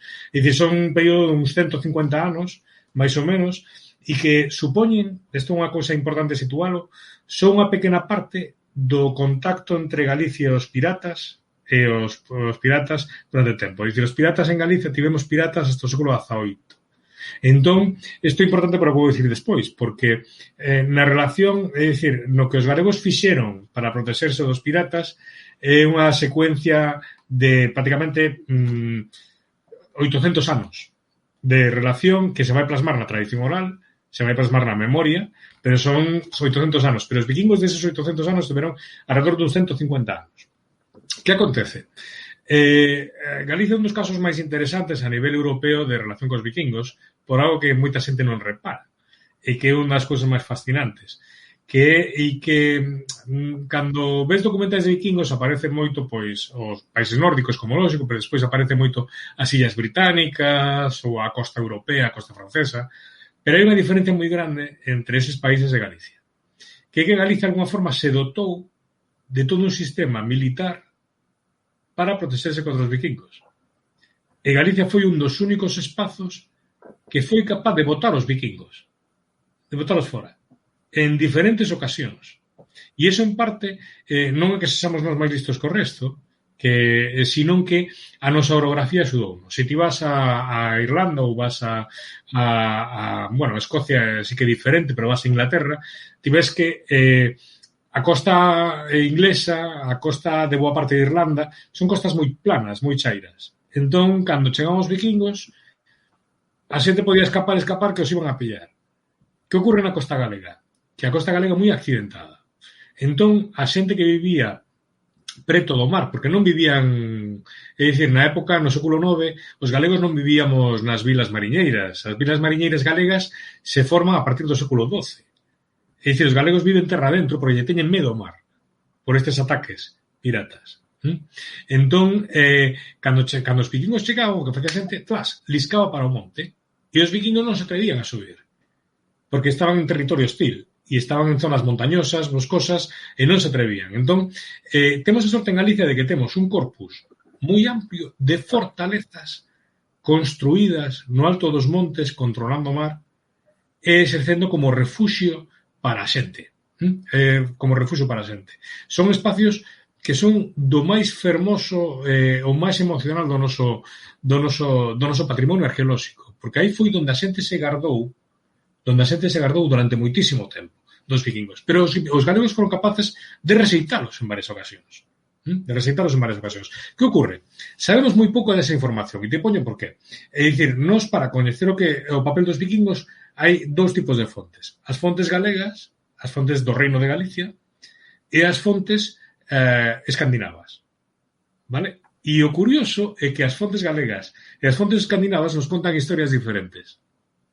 Que isto é moi divertido, é unha cousa flipante. Por qué? Fíxate, nosas fontes, cando falamos das fontes do Reino de Galicia, falamos de documentos escritos. Eses documentos escritos son moi poucos, os que aluden os vikingos, pero son documentos que están contados desde unha versión. Ti imagínate que para recordar o que fose Galicia no ano 2020, dentro de 1000 anos, só tidésemos, para recordar o que nós somos, hoxendía, 3 documentos de compraventa de Amancio Ortega nun notario, 2 documentos de Feijóo como presidente da Xunta, e se tal, unha acta dun pleno do Parlamento galego. E con eso todo, tens que imaginarte como era Galicia desa época. Pois xa te podes imaginar. É dicir, o que ibas a ter vai ser a versión do poder, pero non ibas a saber demasiado ben o que sucede. Entón, os documentos que temos do Reino de Galicia son documentos que están escritos polos nobles, polos curas, a veces polo rei, ou polas fontes do rei. E son moi pouquiños e contan a súa versión, que é terrible, non? E despois tes a versión de que Galicia aparece bastante nas sagas vikingas. Por que ocorre? Galicia está nun lugar moi especial. Está no medio do Atlántico, a porta de camiño cara ao Mediterráneo, que a lei se interesaba moito o Mediterráneo porque había moita pasta. Entón, o que utilizaban era Galicia como lugar de inverno, de invernía. É dicir, viaxaban desde o norte de Europa, paraban en Galicia ao inverno, nos tocaban as narices a nós durante todo o inverno, e despois continuaban para o sur, non? Para Al-Ándalus e tal. Intentaban chegar hasta onde podían dentro do Mediterráneo. Entón, Galicia se encontrou nunha posición moi importante dentro de todo este circuito atlántico de intercambios que les ademais os vikingos coñecían moi ben. Entón, o que nos contan os vikingos nas súas fontes son un pouco as historias que lles pasan a eles cando veñen a Galicia. Entonces, e son distintas, porque nas fontes galegas son estes desgraciados, estes herejes, estes paganos que destruíron os conventos, a nai que os pareu. Sabemos incluso cousas moi curiosas, por exemplo, os galegos os curas les impedían ter contacto directo cos vikingos. Por exemplo, cando os vikingos secuestraban moito. Facía moita chantaxe, non? É dicir, secuestraban, por exemplo, temos un documento maravilloso dun home ao que lle secuestran as fillas e ten que empeñarse, non? Bueno, pois, entonces ten que empeñarse e lle ten que, para devolver as fillas, sabemos o que ten que pagar polas fillas. Que ten que pagar un saco de sal, unha vaca, unha espada, tres traxes, entonces ten que ir ás barcas nas que están os vikingos para pagarles a eles. Non podían facelo directamente, tiñan que ir cun cura, porque os vikingos eran paganos, non? Entonces, eso que nos contan as fontes galegas, que os vikingos son uns desgraciados. Que contan as fontes vikingas? Un mundo diferente. Por exemplo, hai un relato increíble vikingo sobre Galicia, que fala de que cando os vikingos chegan a Galicia, chegan a un lugar que non sabemos onde é, hai algunhas especulacións, pero realmente non sabemos onde é. Chegan ali, entón acampan e necesitan comer. Entón, lle piden aos paisanos que fagan o que chaman eles un mercado de inverno, que lle fagan un espacio de intercambio para comprarlle comida aos paisanos. Ollo, non é a imagen que tenemos habitualmente dos vikingos, pero os vikingos piden en plan legal. Entón, os paisanos lle din, mira, nós non temos moita comida para comerciar, pero quen ten moita comida e que ten cartos é o señor feudal do castelo de aí arriba, que nos toca a nos moito as narices, e que non é galego, ese de aí arriba. Entonces, si queres, te botamos unha man, vos dicimos como atacar ao señor, vos cargades ao señor e nos librades del. E os vikingos dixeron, perfecto. Entón, de repente, claro, temos unha historia na que temos os galegos colaborando cos vikingos para cargarse a un señor, non? É dicir, e iso nos contan as fontes escandinavas. Por que non nos contan as galegas? Porque as fontes galegas desa época o que nos contan é o que lle interesa o poder. E nos perdemos esas relacións cos paisanos, non? Entón, o que sí sabemos é que as relacións eran moito máis fluidas, a veces eran máis perigosas e a veces eran máis graves, non? Pero o que pasa, que ocorre? Que nós os galegos temos cos vikingos unha especie de cousa un pouco extraña. Por exemplo, fíxate en Catoira. En Catoira o que se representa o desembarco vikingo, o que non se representa a victoria galega sobre os vikingos. Entón é moi curioso como sempre representamos os vikingos eran uns desgraciados, basicamente.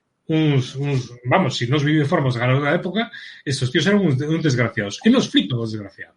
Sin embargo, o que sabemos, por exemplo, coñecemos a historia, é dicir, o momento máis grave que hubo de ataques vikingos foi cando Ulfo Galego entrou aquí, estuvo polo país, as crónicas contan que chega hasta o Cebreiro, saquea por todas partes, o rei escapa, ao final o bispo San Pedro de Mezonzo ten que facerse cargo el e máis un conde do exército para conseguir expulsar os vikingos, e vencen os vikingos, e o conde mata épicamente o líder vikingo directamente no último batalla, mata o xefe vikingo, non?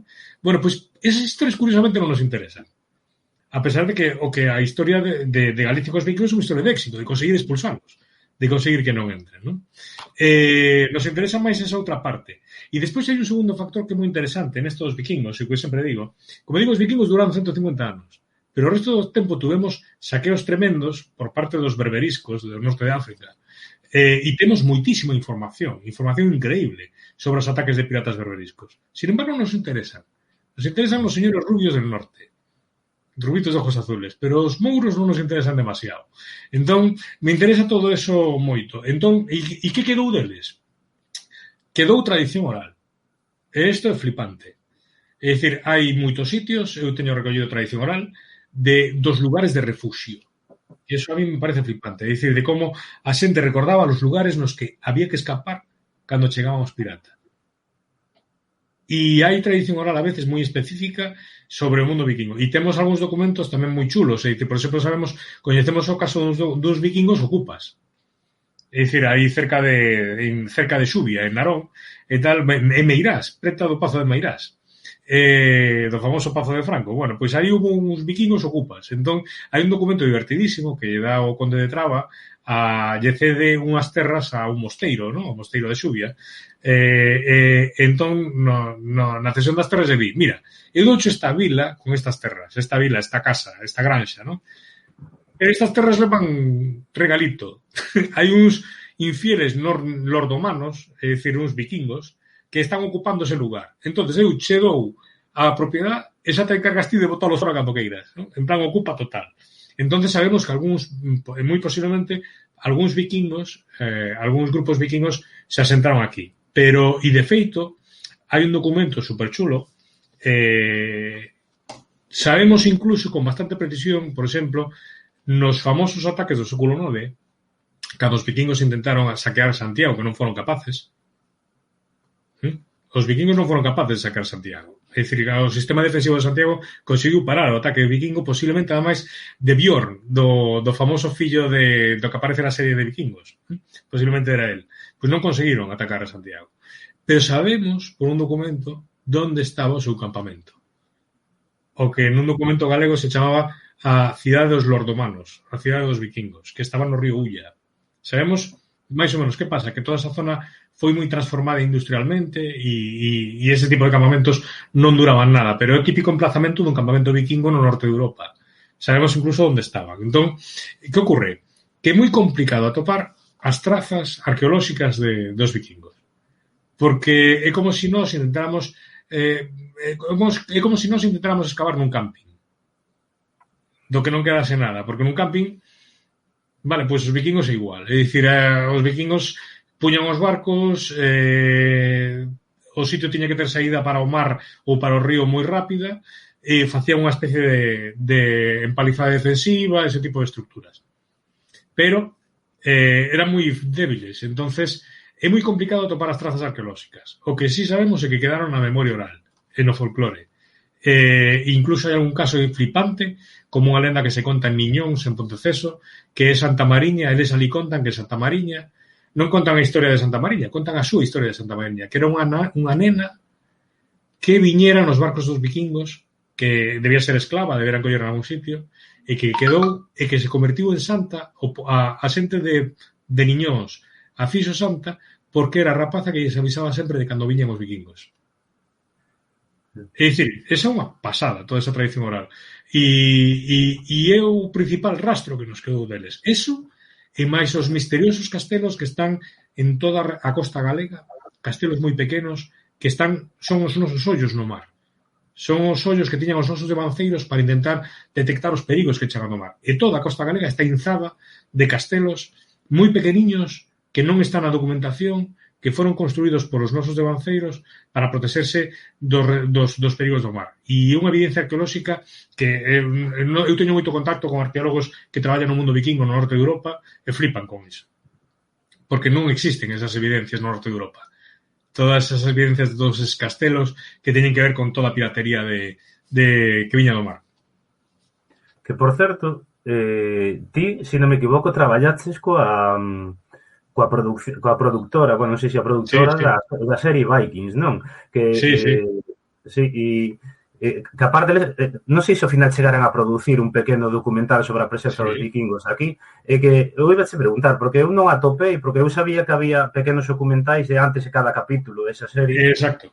E podes atopar por algún lado ese... Eu creo que está por aí colgado, hai anos que non miro, pero estaba colgado por aí, foi moi interesante, porque era efectivamente a serie Vikings, na súa emisión en diferentes países, facían o típico documental no que puñan a relación entre realidade e ficción na serie, non? Entonces aparecían especialistas pois contando un pouco contextualizando históricamente os feitos que se contaban na serie. ¿Vale? Que a serie é unha serie de ficción que hai que verla como unha serie de ficción que ten puntos así como próximos coa realidade, pero que, por exemplo, os personaxes o arco temporal dos personaxes é moito máis amplio, é dicir, aí están concentrados personaxes que viviron moito en épocas diferentes, non? E un deles, por exemplo, querían facer un documental sobre a presencia dos vikingos en España para acompañar un dos capítulos. Pero cando empezaron a facer a produción e contactaron con nós e empezamos a contar todo o que había en Galicia e dixeron, mira, vamos a facelo só de Galicia. É dicir, con todo o que hai aquí, vamos a facelo directamente aquí. E estivouse, gravouse o documental aquí, un documental moi bonito, que é moi chulo, en diferentes localizacións da costa galega, e eles alucinando, porque eu me acordo que vían o documental, vían as localizacións, os paisaxes galegos, quedaban alucinados e decían, bueno, me decían, se os nosos compañeiros da serie de ficción coñeceran estas localizacións, alucinaban para gravar a serie. Porque non as coñecían. A serie está sobre todo gravada en Irlanda, gran parte dela, algo en Escocia e tal. Alucinaban. Si estes ven todo isto aquí, alucinaban. Y nada, foi unha experiencia moi interesante e gravamos en diferentes lugares. Por exemplo, fliparon con Catoira. É dicir, que xa non te falo dos realizadores, te falo dos especialistas, dos historiadores, porque nas Illas Británicas non hai ningún lugar no que se poda apreciar tanto a interacción entre unha fortificación medieval cristiana e o espacio típico dos vikingos, a paisaxe de entrar nos ríos e navegar por os ríos, como en Catoira. Eles fliparon con Catoira. Fliparon con Torre dos Mouros, en Carnota, en diferentes lugares. Quero dicir, moi de feito, eso propiciou que a última gran reunión antes da pandemia dos investigadores internacionais, arqueólogos de prácticamente de toda Europa sobre o mundo vikingo, é dicir, que traballan sobre campamentos vikingos, a última gran reunión, que se levou de maneira moi discreta, pero foi aquí, en Galicia. É dicir, viñeron todos a Galicia a fazer a reunión e ver este espazo, non? É dicir, porque de repente, claro, vían un mundo... o bo que ten Galicia é que para os países do norte de Europa me ocurre moito tamén no mundo dos castros. Galicia de repente lles permite ver o que ali solo sospeitan. Galicia fai visible o que les sospeitan. Si eles ali sospeitaban que a xente se defendía dos vikingos, en Galicia ven os lugares onde se defendían. Igual que en Idade do Ferro, cando teñen castros ali, pero os castros deles non teñen cabanas de pedra, eran cabanas de madeira, de palla, barro, cando veñen aquí, ven como son os castros que eran os deles. Como serían? Porque nós temos as cabanas de pedra. Bueno, pois, eso pasa sempre na arqueoloxía europea, tanto prehistórica como medieval. E é fascinante, non? Entón, por eso, eu creo que ese mundo dos vikingos ainda dará moito que falar en Galicia e nos permite ver cousas moi interesantes. Temos aquí un grupo de presión no chat que levan bastante tempo falando dos vikingos e xa falaron no directo dos xoves e están pedindo que confirmes, por favor, que, e leo textualmente, Vikings é a puta mellor serie. Bueno, eu vou polemizar un pouco, depende da tempada, Eu as primeiras tempadas me flipou moito, gustou moitísimo.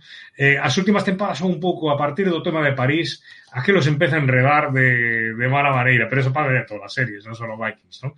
Que pasa? Que, a produción de Vikings, a escenografía, os personaxes, o ben montado que está Kattegat, e como vai evolucionando Kattegat, a cidade... a mí, por exemplo, un dos personaxes que máis me flipa ver a Loki, que era un trasunto do deus Loki, non? A verdade é que a serie tiña unha produción alucinante, era, sin duda, e despois a min da serie o que me encantaba tamén era o mundo británico, non? Me flipaba moito a escena do rei na terma. Se me encantaba, me parecía fantástico ese tema. E estaba moi ben contado todo. Por exemplo, hai un momento no que o protagonista, que ahora mismo non me acordo o nome, o protagonista vikingo, o que trae de cando vende saquear Inglaterra xa non trae ouro. Hai un momento moi bonito no que o que trae é terra.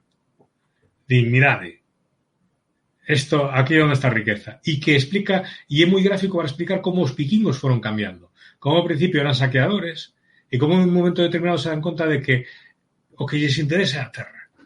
É dicir, abrirlo, e gracias a eso van a chegar a Sicilia. Van a facer un reino normando en Sicilia, van a facer o reino de Normandía, que despois vai conquistar Inglaterra. E moi posiblemente o intentaron facer en Galicia. É dicir, cando o conde Pedro e o obispo Pedro de Mezonzo, cando consiguen expulsar os vikingos, a Ulf, aquelo iba para... aquelo se estaba apoyando moi serio, E é moi posible que nun momento determinado se planteasen, digamos, ocupar territorio na Península Ibérica. É dicir, utilizar Galicia. É dicir, entón, creo que está moi ben na serie, son capaces de conectar moi ben o entretenimento, pasalo ben e disfrutar ca serie con os elementos principais que resumen a historia vikinga. Sí. Sí, a verdade que sí. Dicían por aquí que un Ragnar ocupa que non lle porían problema ningún. Non me acordado o nome, Ragnar, efectivamente, Ragnar Lothbrok. Sí. A verdade que chegou, como os decía antes, o que chegou posiblemente foi Bjorn. Sí. A verdade que é un tema que dá moitísimo para falar. Eu incluso lera tamén que chegaron o propio Courel, os vikingos. Non sei se iso ao No, final está o Cebreiro. confirmado. O Sabemos que Cebreiro. chegan ao Cebreiro. Nunha crónica se di que chegan aos Alpes e quebrarion. É dicir, que as montañas do Cebreiro. É dicir, sabe Dios a onde chegaron, pero nas crónicas, é dicir, onde chegaron foi o Cebreiro. Sí, sí, Despois sí. sabemos, é dicir, sabemos de moitos sitios que estuveron, sabemos moitos mosteiros que queimaron, é dicir, sabemos cales son, por tanto, por tradición, como por fontes, queimaron en Boiro, queimaron na Costa da Morte, queimaron hasta no Ulla, queimaron en Curtis, mosteiros, queimaron, despois, San Olaf arrasou Tui, hasta o punto de que os gregos de Tui tardaron séculos en volver, é dicir, quedaron tan asustados do saqueo de San Olaf que daquela non era San, é dicir, aquela era Olaf, a secas, quedaron tan asustados que tardaron moitísimo en volver. O rei tuvo que presionar moito para que os gregos volveran a Tui. É dicir, estiveron por moitos sitios, na Ría de Arousa estiveron, en diferentes lugares, e temos referencias. E o que pasa é que hai moito folclore, moita fantasía con isto. Por exemplo, durante moito tempo se especulou con que as dorras, que son estas marcacións da Ría de Arousa, que as dorras fosen de orixe vikinga. Bueno, non está nada claro nada diso, non? Pero sempre son as ganas de conectar un pouco a historia galega coa historia internacional. É como cando se di que o viño da Ribeira Sacra o fixeron os romanos, ou inventaron os romanos. Son moitas veces a vontade de conectarse cos grandes relatos da historia, non? Efectivamente. Bueno, contigo levamos 1 hora e 23 minutos. Eu, se en algún momento queres finiquitar, di, se non, nos seguimos avanzando esa cara a parte final. Sí, podemos avanzar 5 minutillos ou así tal, porque estou xa quedándome rorro, Sí, vamos a ver. Eu a verdad que te teño moitísimas preguntas, pero vamos a sintetizar aquí. Temos, bueno, sobre gastronomía. Vamos a preguntar sobre lingua, mellor. Que, bueno, hai outro tema que a mí me pareceu moi interesante, non? E é que en numerosas ocasións ti explicas como o idioma ten anacos que nos explican de onde vimos e que tamén permite, bueno, revelar segredos invisibles, descubrir a historia, e explícanos un pouquiño máis, bueno, sobre isto, non? E bueno, e que papel ten o galego nisto para entender o noso pasado, claro. Sí, vamos a ver, é que ten en conta que cando nos falamos un idioma, ese idioma que estamos portando, que estamos falando, de alguma forma transporta con nós a todos os nosos devanceiros. Porque incorpora palabras, incorpora léxico que ten que ver con toda a xente que viviu aquí durante miles de anos, non? Entón, nós podemos ver o lingua de moitas maneiras diferentes, pero unha das formas que podemos vela máis bonita é vela como unha especie de dispositivo que transporta a memoria, non? No que hai como diferentes capas, como unha cebola, na que hai diferentes capas que van deixando diferentes estratos, non? Eu, dentro da lingua, incluso incorporo o que chamo a toponimia, é dicir, o nome dos lugares, non? A forma na que nomeamos os lugares. E que onde en Galicia se atopan as maiores capas de memoria, aí onde está o rastro de todo o que somos, preservado e guardado no territorio. Os aboríxenes australianos teñen unha forma de guardar a súa memoria que é flipante. Chamanlle os trazos da canción ou a canción, e o que fan é convirten o territorio, a topografía, os montes, os vales, digamos, os caborcos, convirten todo iso en partes dos seus recordos. Os seus recordos quedan almacenados na xeografía. É un pouco difícil de entender, pero, de alguma forma, o que, cando eles camiñan, van recordando. Aquí, en Galicia, ou en outras partes de Europa, de alguma forma pasa o mesmo. É dicir, por exemplo, moi pouca xente sabe que nós temos unha capa de miles de anos que está aí, que é a capa dos ríos. Os ríos galegos, Ulla, Tambre, Umia, Miño, Sil, Navia, os ríos galegos todos almacenan nomes que levan aquí durante miles de anos. E por algún motivo, é dicir, quedaron fixados, é dicir, os nomes, a topografía principal da nosa terra sigue recibindo os nomes que deron os homes que habitaron aquí hai 3.000, 4.000 anos 5.000 anos. E a que non seguimos utilizando. A partir de aí, empezan capas superiores. Por exemplo, hai moitos castros galegos, por exemplo, na zona da Coruña, na zona dos Ártabros, en outros lugares, que siguen tendo os nomes que tiñan hai 2.000 anos na Idade do Ferro. Todos os nomes que acaban en bre, Obre, Tiobre, todo isto, son nomes todos da Idade do Ferro, que queren dicir todos a fortaleza de, o castelo de. E a partir de aí seguimos. É dicir, temos, por exemplo, en Galicia temos unha capa enorme de topónimos suevos, xermánicos, máis que suevos, non? É dicir, da época xermánica. É dicir, dese mundo no que cando cae o Imperio Romano chegan, digamos, diferentes invasións de povos de orixe xermánica, non? E así temos, por suposto, moitas capas romanas, moito nome medieval, ata hoxe en día. Entonces, a nosa toponimia, en realidade, está portando, cando nos pronunciamos algúns lugares, estamos pronunciándoos, estamos falando da mesma forma que falaban homes que ainda ni siquiera falaban a nosa lingua, e que nos incorporamos ao noso mundo. E o mesmo ocurre coas nosas palabras, que as palabras que nos utilizamos xa no galego, non? O galego é unha suma de recordos.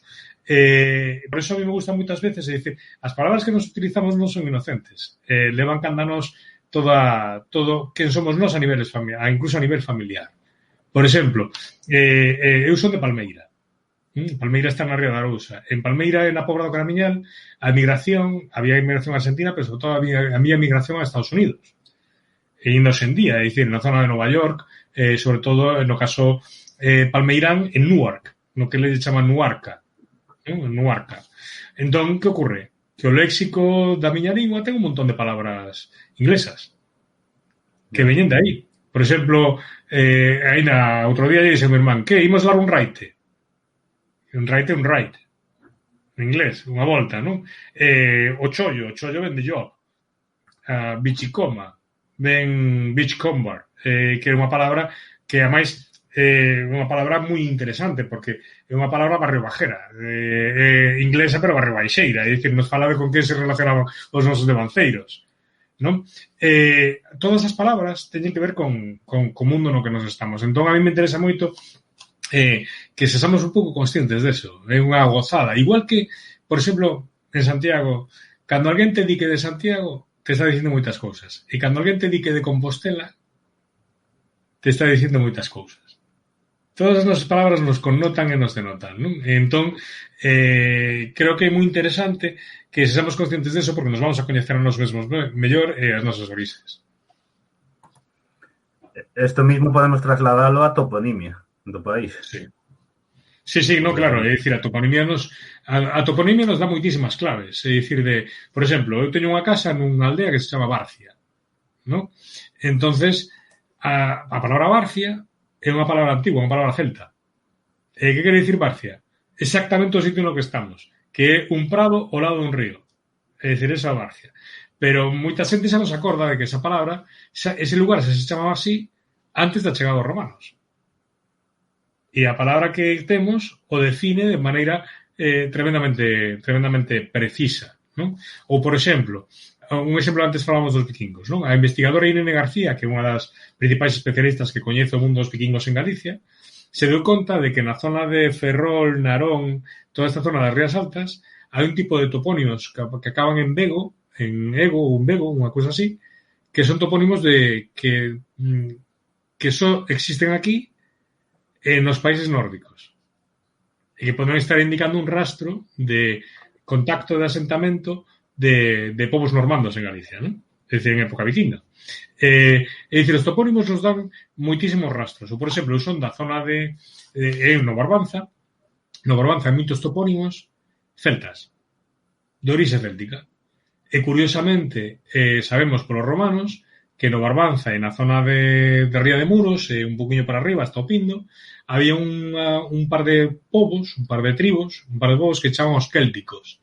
Célticos, tienen un nome un pouco raro, os célticos prastamáricos e supertamáricos.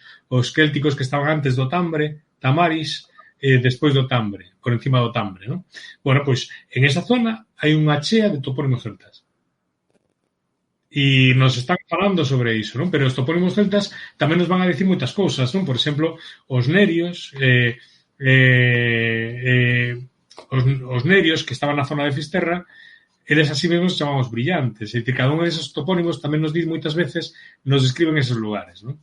Entón, a min a toponimia, eu non sei moito de toponimia, me flipa, a utilizo como unha ferramenta para entender e para buscar lugares, pero podes especular moitísimo coa toponimia, podes perderte aí, hai xente que ten unhas discusións increíbles, eu non son capaz, é dicir, non son un experto en toponimia, pero unha ferramenta absolutamente flipante para entender quen somos, e como se garda a memoria dos lugares nos que estamos.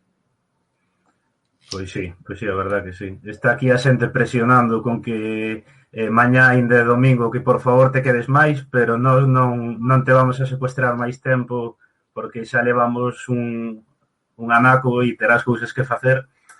Claro. Entón, se te parece ben, vouche facer unha última pregunta e xa leo o que deixou aquí a xente e rematamos. Bueno, a última pregunta é que, bueno, ti tamén tes traballado en investigacións arqueolóxicas, non? E, bueno, tanto neste eido dos castros como todo o que traballe sobre lendas, etcétera, é que un pouco como así conclusión final, non, que nos contes, nos descubras, bueno, cal foi o descubrimento máis impresionante para ti de todo isto, no que traballes? Se houves algo que destacara que, bueno, que ti alucinaras, tanto se nun castro ou unha lenda que che contaran ou algo así. Mi madriña, cantas cousas, e ainda o que me queda. Unha cousa que te chamara a atención. Sí. Vamos a ver, mira, eu nos proxectos arqueolóxicos nos que teño participado, non son arqueólogo, eu traballo na parte de divulgación, de alguna forma de empaquetar e contar unha historia. Entonces, traballamos con persoas. Nos facemos un tipo de arqueoloxía que chamamos arqueoloxía en comunidade. É dicir, que por un lado intenta ser a ciencia, pero por outro lado intenta contar esa ciencia e conectala coa sociedade, é dicir, ca xente das aldeas que está ali, vale? Das aldeas. Entón, eso dá lugar a que sexa unha arqueoloxía moi emocional, moi emocionante, moi de vincularte cas persoas, de escoitalas, de descubrir cousas a veces increíbles que eles a veces teñen guardadas durante moito tempo. Entón, de todas estas intervencións temos atopado científicamente cousas moi interesantes, pero o máis importante son os aspectos humanos. Entón, vou contar unha historia moi breve, pero que nos relaciona a fala de por que é importante facer este tipo de proxectos nos que impliques a cidadanía nas intervencións arqueolóxicas. Foi no castro de Mallou, en Carnota. Mallou é un castro moi bonito que está sobre a aldea. Entón, cando nos empezamos a escavar, apareceu un home que xa morreu, por eso conto esta historia, vale? Que era un veciño dali. Entón, nos empezamos a escavar, el decía, ai, non ides a topar nada, ja, ja, ja, ja, ja. E viña todos os días, e todos os días nos decía que non íbamos a topar nada. Ja, ja, ja, ja, ves, non ides a topar nada aí. Se ría, se partía el solo, de risa, non? Pero viña todos os días. Viña todos os días para decirnos iso. E non nos dicía nada máis, porque somos moi galegos, nos costa pensar as cousas, ás veces, non? Pero ele estaba aí, e viña. E un día descubrimos por que ele estaba tan convencido que non íbamos a topar nada. Ele estivera emigrado en Estados Unidos e ali aprender a traballar na construción. E cando volveu a Carnota, se dedicou a ser constructora, a facerlle casas a xente, non? Un constructor pequeno, quer dicir, un destes constructores que hai nas aldeas. Entón, para facer a pedra, el subira arriba do trator e collera todas as pedras das casas e as levara.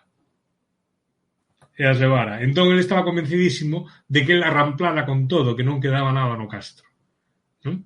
E por eso viña ali, non nos contaba por qué, pero el se ría moito. Non? E claro, empezamos a escavar. E ao empezar a escavar, empezaron a aparecer as casas.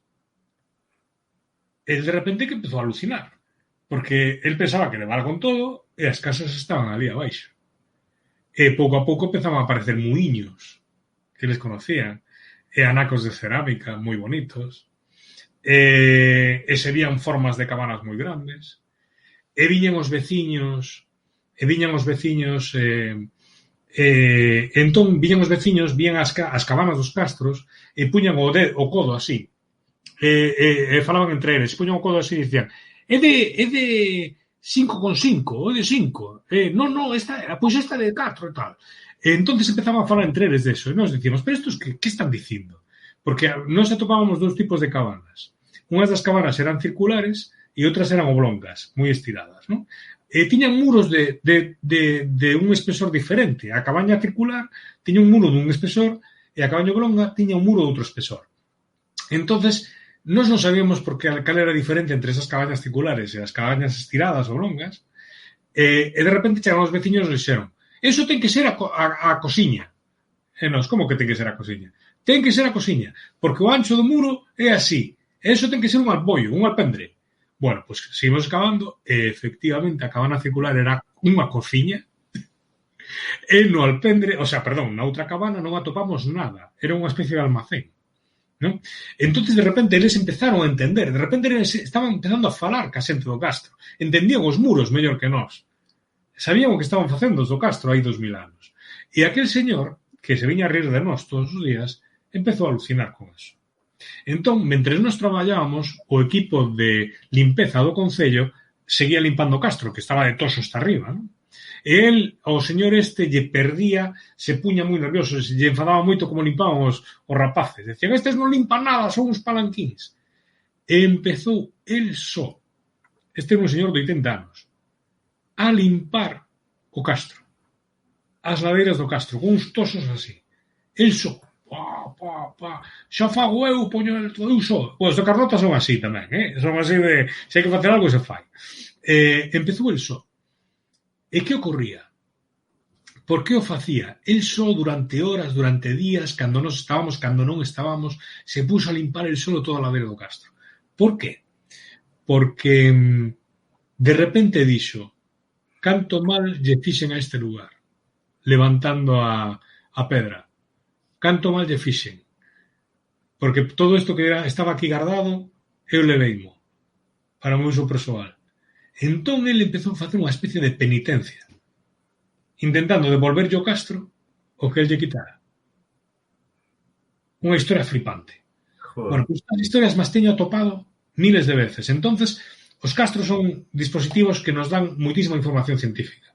Pero o que eu quero destacar moitas veces é toda a cantidad de información humana que son capaces de darnos. É dicir, o que son capaces de contar sobre como é a sociedade galega e como unha comunidade a veces se vertebra e se estrutura alrededor dun proxecto deste tipo. Nos intentamos sempre crear este tipo de vínculos e xenerar este tipo de relacións, non? Por exemplo, nese castro de Mallou queríamos que subiran os veciños, porque os veciños non querían subir o castro por unha serie de cousas.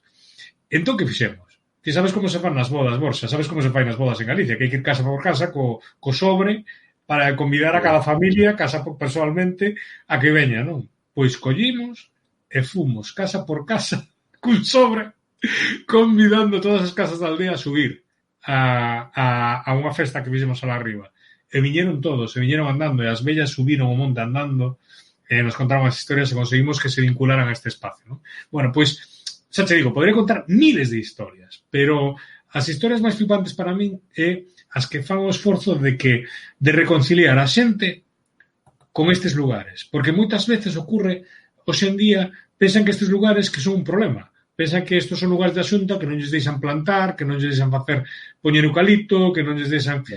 Os ven como problemas. E nós o que intentamos é intentar que volvan a velos como espacios vinculados á súa memoria, non? E aí é onde suceden estas historias maravillosas. Pois sí, a verdad que sí que, ostras, e é necesario eso de achegarlles e que todo isto que descubrides é unha oportunidade e que non é unha molestia nin moito menos para eles, non é unha oportunidade para a propia xente da zona. E bueno, xa para rematar, como decía, as preguntas, vou a ler dúas solo e xa entramos no cuestionario final e rematamos. Tirso pregunta bueno, que podes recomendar para visitar da Terra de Caldelas? A Teixeira, Monte de Ramo, Parada do Sil...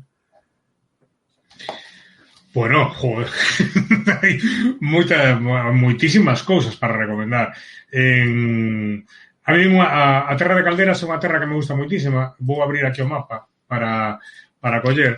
Pero eu un sitio que recomendo moito, eu vou recomendar dos sitios o mellor non tan, un máis coñecido se cadra e outro non tan coñecido. Bueno, en Parada de Sil hai se non me equivoco, vamos a ver, en Parada de Sil houve unha intervención arqueolóxica hai pouco, pero mantiña, a ver se collo aquí.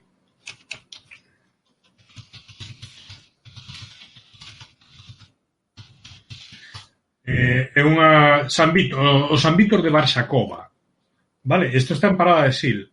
É unha intervención arqueolóxica que se fixo hai uns anos para recuperar o que era unha antigua ermida que está ubicada nun penedo espectacular sobre o cañón do río Mao e no que apareceu toda a necrópole excavada na rocha de toda a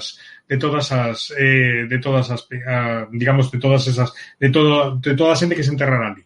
É moi interesante porque quen queira visitar a Ribeira Sacra, moitas veces o que nos fixamos son os grandes mosteiros da Ribeira Sacra, en Santo Estevo, no propio mosteiro do Monte de Ramo, todos estes grandes mosteiros.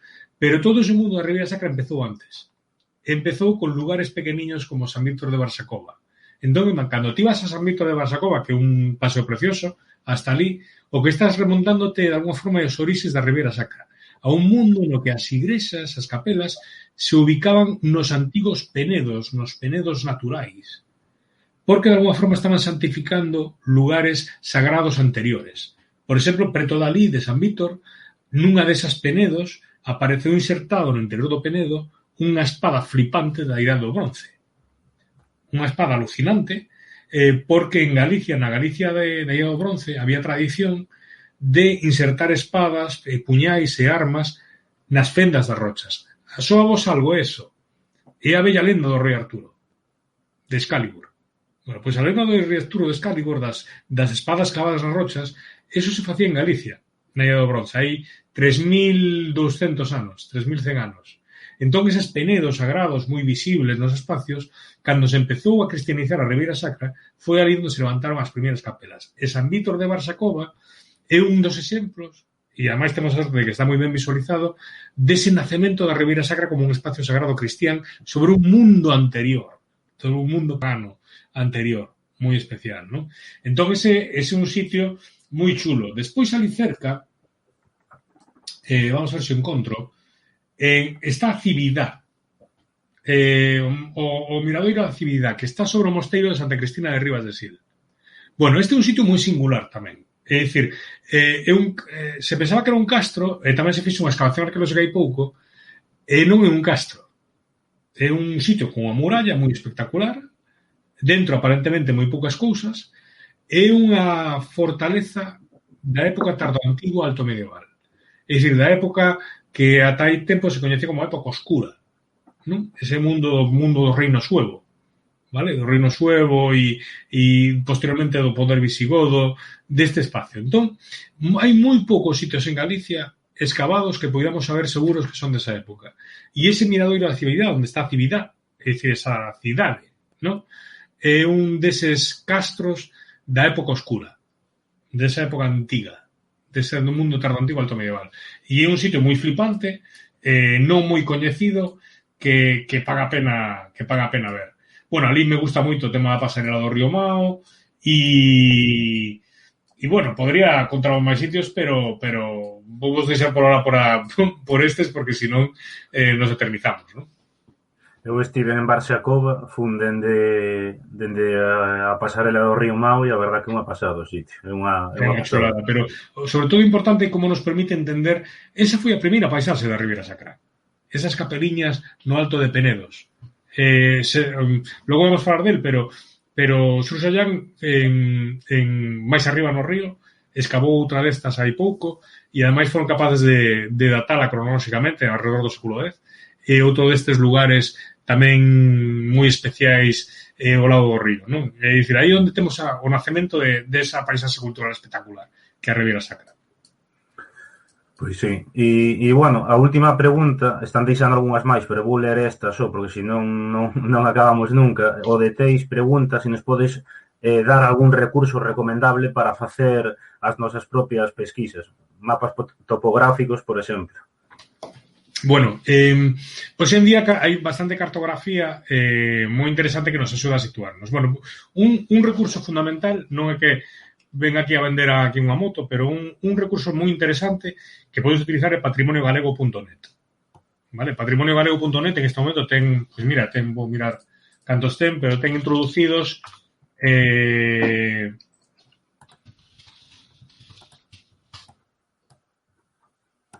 uns máis de 12.000 bens culturais en Galicia, é dicir, que xeolocalizados e colocados por diferentes persoas, é dicir, todos os usuarios como se fora Wikipedia, xeolocalizados, e hai 12.000 lugares. Entonces, e incluso, ademais, os podedes descargar todos xuntos. É dicir, dunha vez a Google Earth e velo sobre un mapa e poder investigar sobre aí. Entonces, patrimoniogalego.net é unha ferramenta moi fácil para poder descubrir sitios interesantes pois cerca de onde estás. Non está coberta toda Galicia do mesmo xeito, porque como é un catálogo social, nas zonas máis habitadas hai máis fichas metidas que nas zonas máis deshabitadas, como a vida mesma, non?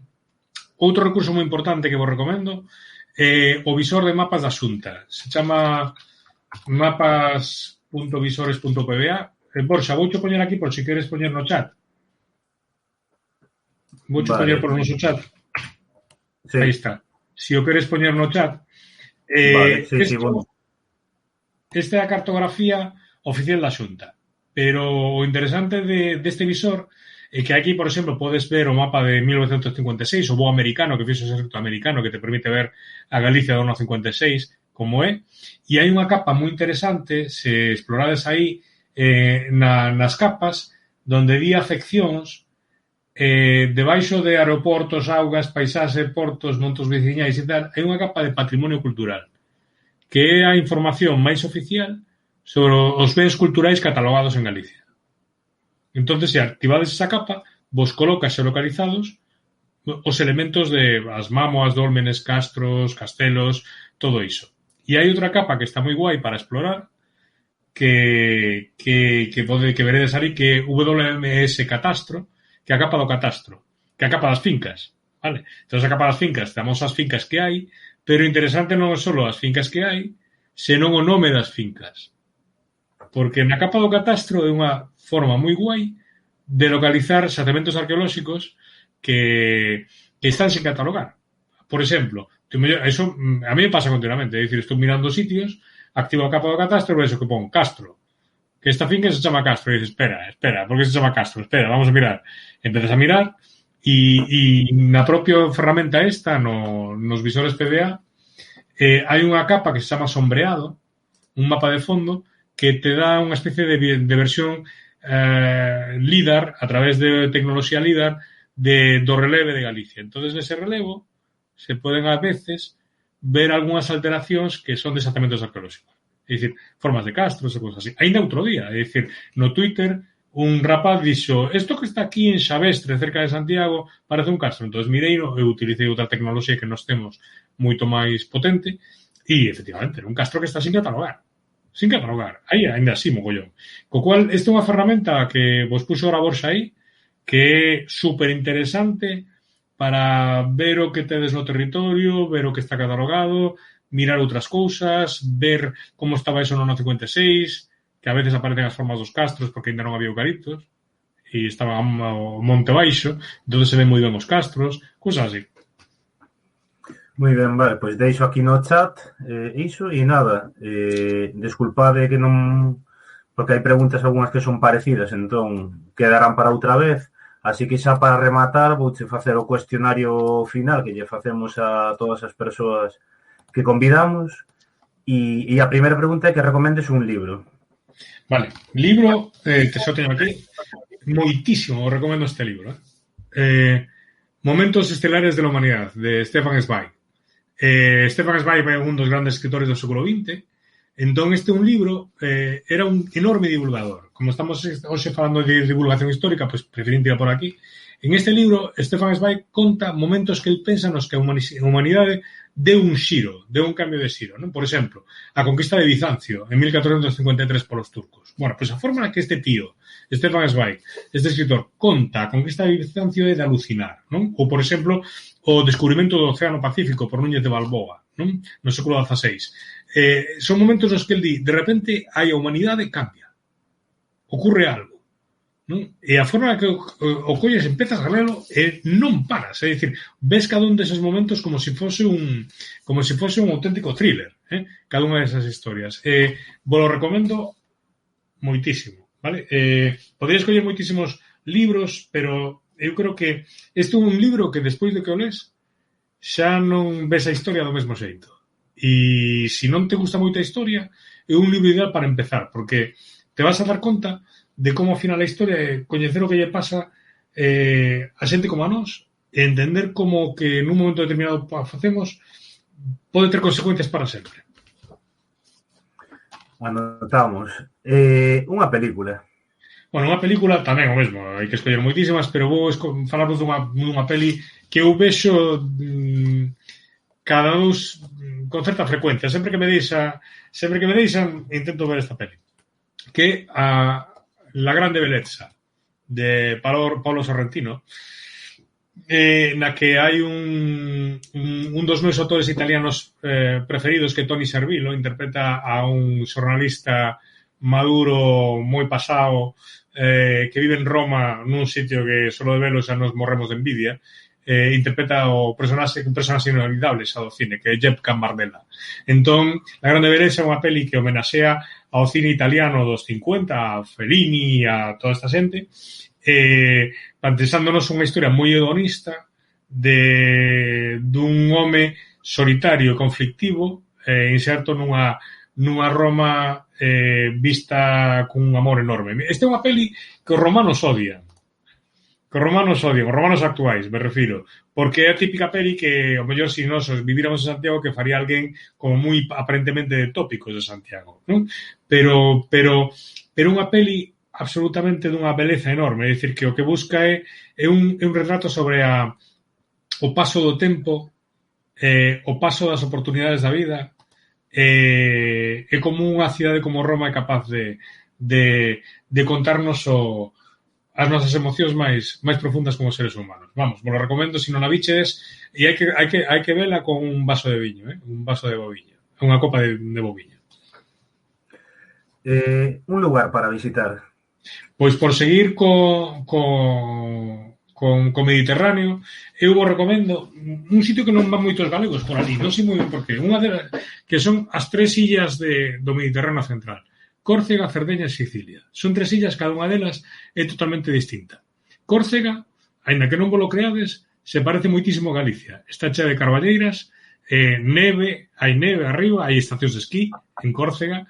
É unha cidade, pertence a Francia, pero un espacio, unha illa tremendamente rebelde e indómita, que, pero, sin embargo, ten unhas praias alucinantes, e unha cultura fascinante, é dicir, moito tamén con embutidos, con porcos, gastronomía, unha paisaxe moi chula. Cerdeña conocina eu pouco e me deixou absolutamente enamorado. Cerdeña é unha illa barata, é dicir, eu creo que no verán pois o coste de estar en Cerdeña debe ser como estar na Pobra do Caramiñal, é dicir, incluso un pouco máis barata, é dicir, incluso comes máis barato que aquí en Galicia no verán.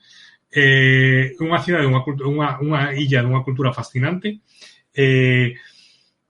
moi parecida á galega, con conexións con arqueoloxía. Aí toda a illa está chea de restos arqueolóxicos moi misteriosos, como os nuraghi, son unha especie de torres circulares que están por todas partes, unha paisaxe como é moi montañosa, unha paisaxe moi rica, e moi pouco explotada turísticamente, que é algo que sorprende. É dicir, Cerdeña está explotada turísticamente no norte, no noreste, onde ten a casa este figura, bueno, xa teño este conflito, como o presidente italiano, que era presidente Berlusconi, ¿vale?